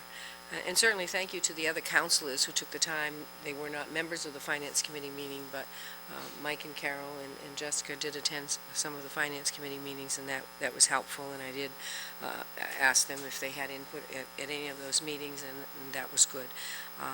I avoided being on the Finance Committee for 11 years, and I don't know, Carol talked me into it this year, but there were a number of years where we were a Finance Committee of the whole, and so all 7 of us met as a Finance Committee during the early 90s when we again had a financial difficult time going on. But Carol kind of talked me into it, and I enjoyed the experience. I'm not a financial person per se, but I did enjoy the process, so. I would encourage, as part of the tax thing, certainly the tax assessor will not at this point in time commit to how much increased tax value we will have in the town, but we just have to hope that maybe it'll be above what the guesstimate was, and maybe the tax rate won't end up being 3.95%. Might be a little under that. Possible, so we're all got to say our prayers for that. And I would say to the citizens, of all ages, please get out and vote May 11th on the school budget, because either you agree with it or you disagree with it, but unless people of all ages get out there, we do not know the true flavor of what folks are feeling about the budget. So I would encourage the Bruce Bells of this world and Alfred Bell, all ages, people of all ages need to get out and vote on the school budget, and so that we have a true picture that represents the total populace. So, with that, thank you. Thank you. Council Babine. Couple items. First, I just wanted to mention we had a handout this week and wanted to make sure that citizens were aware that on Monday, May 31st, Memorial Day, to the credit of our local American Legion, Libby Mitchell, post number 76, who coordinates our parade. It is the only parade that Scarborough puts on, unless, of course, it's the 350th anniversary. But every year, the American Legion does coordinate that. It's, I believe the schedule of events is actually available at the town clerk's office. I hope everyone comes. It's a really good showing, with all of us ending up at the Veterans Home to recognize our servicemen and women who have done a lot for our country and for our community. I also wanted to, if you didn't get a chance, I think it's today's paper, or maybe yesterday's, I can't remember. There was a great article on the front page of the Portland Press Herald about a Scarborough resident, Ashley Drew, if you had a chance to see it. And the reason why I mention it is that even though it's not necessarily relevant to Scarborough as a whole, the story about Ashley's fight against cystic fibrosis is something personal, because if you aren't aware, my sister actually passed away of having cystic fibrosis nearly 40 years ago, and at a time when double lung transplants weren't the norm or something that was available. But Ashley is on a big challenge because as part of the double transplant, which isn't covered by health care because of the whacked out healthcare system that we have, she's actually raising money to be able to go towards, I can't remember the name of the organization, but take a look at the article. It's a really, really great article. And I remember Ashley, actually, Council Rancourt may remember this when we served on the school board together. She was very passionate about keeping the mascot as something related to the Native American heritage that we had, and came before the school board, and she was an absolutely wonderful person. So good luck to her. And last, around the budget, you know, it's funny, tell you kind of a funny, kind of a joke around the budget, as far as my daughter came home from her family in another town, and she was telling me that they had a conversation, and in that conversation they said, you know, your father's really not well liked in Scarborough because of his conservativeness. And my daughter, sometimes I think kids are smarter than us older, a little bit older folks, and she's piped up and said, well, that's because he's political, and the fact is that you're never going to make everyone happy with the decisions that you have to make. There's always going to be someone who thinks that you didn't do it right, or that they could have done it better, or that the choices that you have to make could have been different. It's a very difficult job to sit up here, but I love it. I chose to do it, and you know, normally a 3.95% increase would not have been something that I supported, but as I stated during the deliberations, there's only so much change that no matter what your principles are, there's only so much change that can happen in 1 year. And it's a very significant change that has happened on the school side. But at the same time, I hope everyone recognizes that next year's challenge is going to be just as great. And I know that my comments around the vision statement might not be the most acceptable statements, but that's a principle that I truly believe in. I think that they need to find where is their break-even bottom line that they can advocate and will stand up in front of us and say, you need to fund us more. But all we're doing is reacting to the school budget rather than promoting it and promoting what we want from a visionary standpoint, and that needs to change. And I think that given the current school board's composition, I think that the effort that they took this year is going to reap rewards in the long term, and I do trust them with that. Personally, I've actually served on the Finance Committee, I think five out of the 7 years, maybe even all 7, I don't remember. And I actually don't find it that difficult, only because, you know, as we talk about trusting the school board making decisions, we also need to trust the town manager to make good decisions on the municipal side. And while I agree that the Finance Committee could be more proactive and more involved in what I would consider global policy decisions about what we do from a financial standpoint, I hope it's not an opportunity for us to try to micromanage and have 3 additional town managers trying to manage the individual departments, because We pay our staff a lot of money, and very good money, to do that job. But I do agree that we could do a better job around certain larger issues, including contract negotiations, so that there's a clear direction. The hard part in even promoting that is that that's the one area of politics in which the three people that are serving on the Finance Committee may be totally opposite of what the majority of the town council wants. And for us to get into a small committee and direct the town manager, to take certain practices or to engage him is a little bit difficult, because we always tend to bring it back here and then rehash what was already decided in the Finance Committee, and it can be very tedious. So I think I do agree with it. I just think that we need to be careful that we don't try to become quasi-managers ourselves. I think our manager does a very good job and should be allowed to do what he needs to do for the best interest of the community. And with that, I just want to wish everybody good evening. Thank you, Councilor Holbrook. I actually just wanted to say have a good evening to everybody else, and I hope and look forward to the idea of a continuing board. I think that would be fantastic.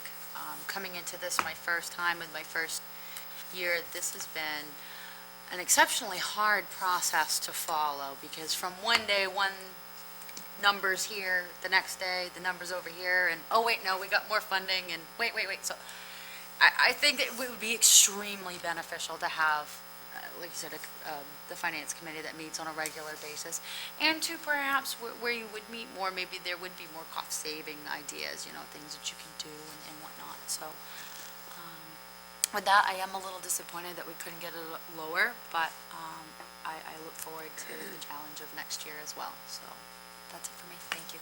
Thank you. Councilor Rockles. Yeah, I also am disappointed we couldn't get it lower. Certainly, my vote was not a vote of protest, it was a vote of disappointment. And again, I talked to everybody about, a finance committee that needs to meet as much as the ordinance committee does, or the appointments committee. It's the most important committee that we have, and we need to utilize it more. I won't go on and on about that, but I think everybody endorses that idea.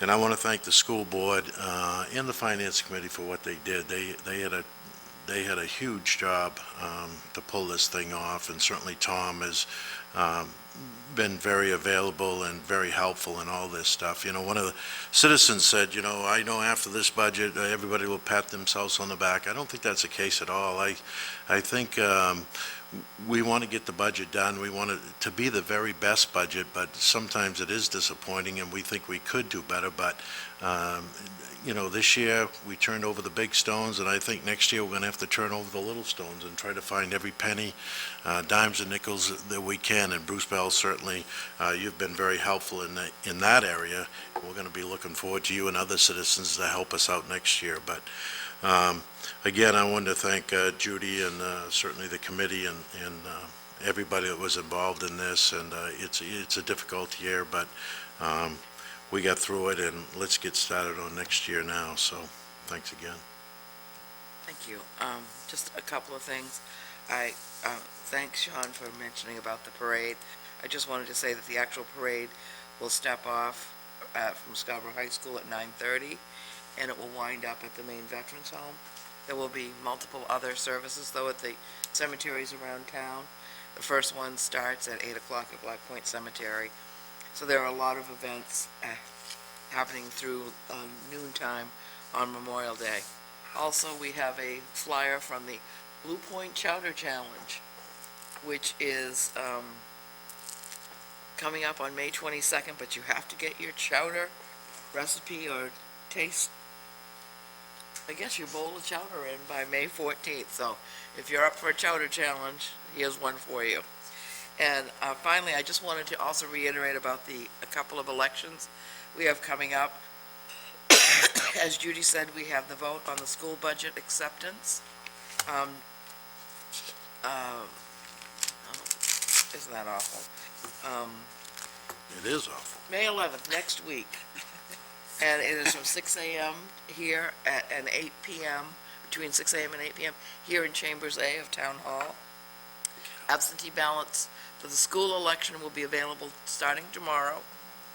Sample ballots will be on the web starting Monday. We also have a June 8th primary coming up, which will that also be here, Tony, or at the high school? The June 8th election will be at the high school, and that is a primary political election, and there will be bond issues on that ballot. Those absentee ballots will be available on Monday. So you can kill two birds with one stone by coming on Monday to get your absentee ballots for both. Carol, could you remind me about the budget Thursday? Oh, yeah, and we have a town employee recognition night next Thursday, May 13th. They have the best pie. At the North Scarborough. Yes, at Scarborough Grange. And we have a number of employees that I know being honored this year. And I'm sure those of us who can come will enjoy it greatly. With that, I'm going to accept a motion to adjourn. Move approved, so moved. Second? Second. Thank you. All those in favor? Opposed? None. We're out of here, Tony.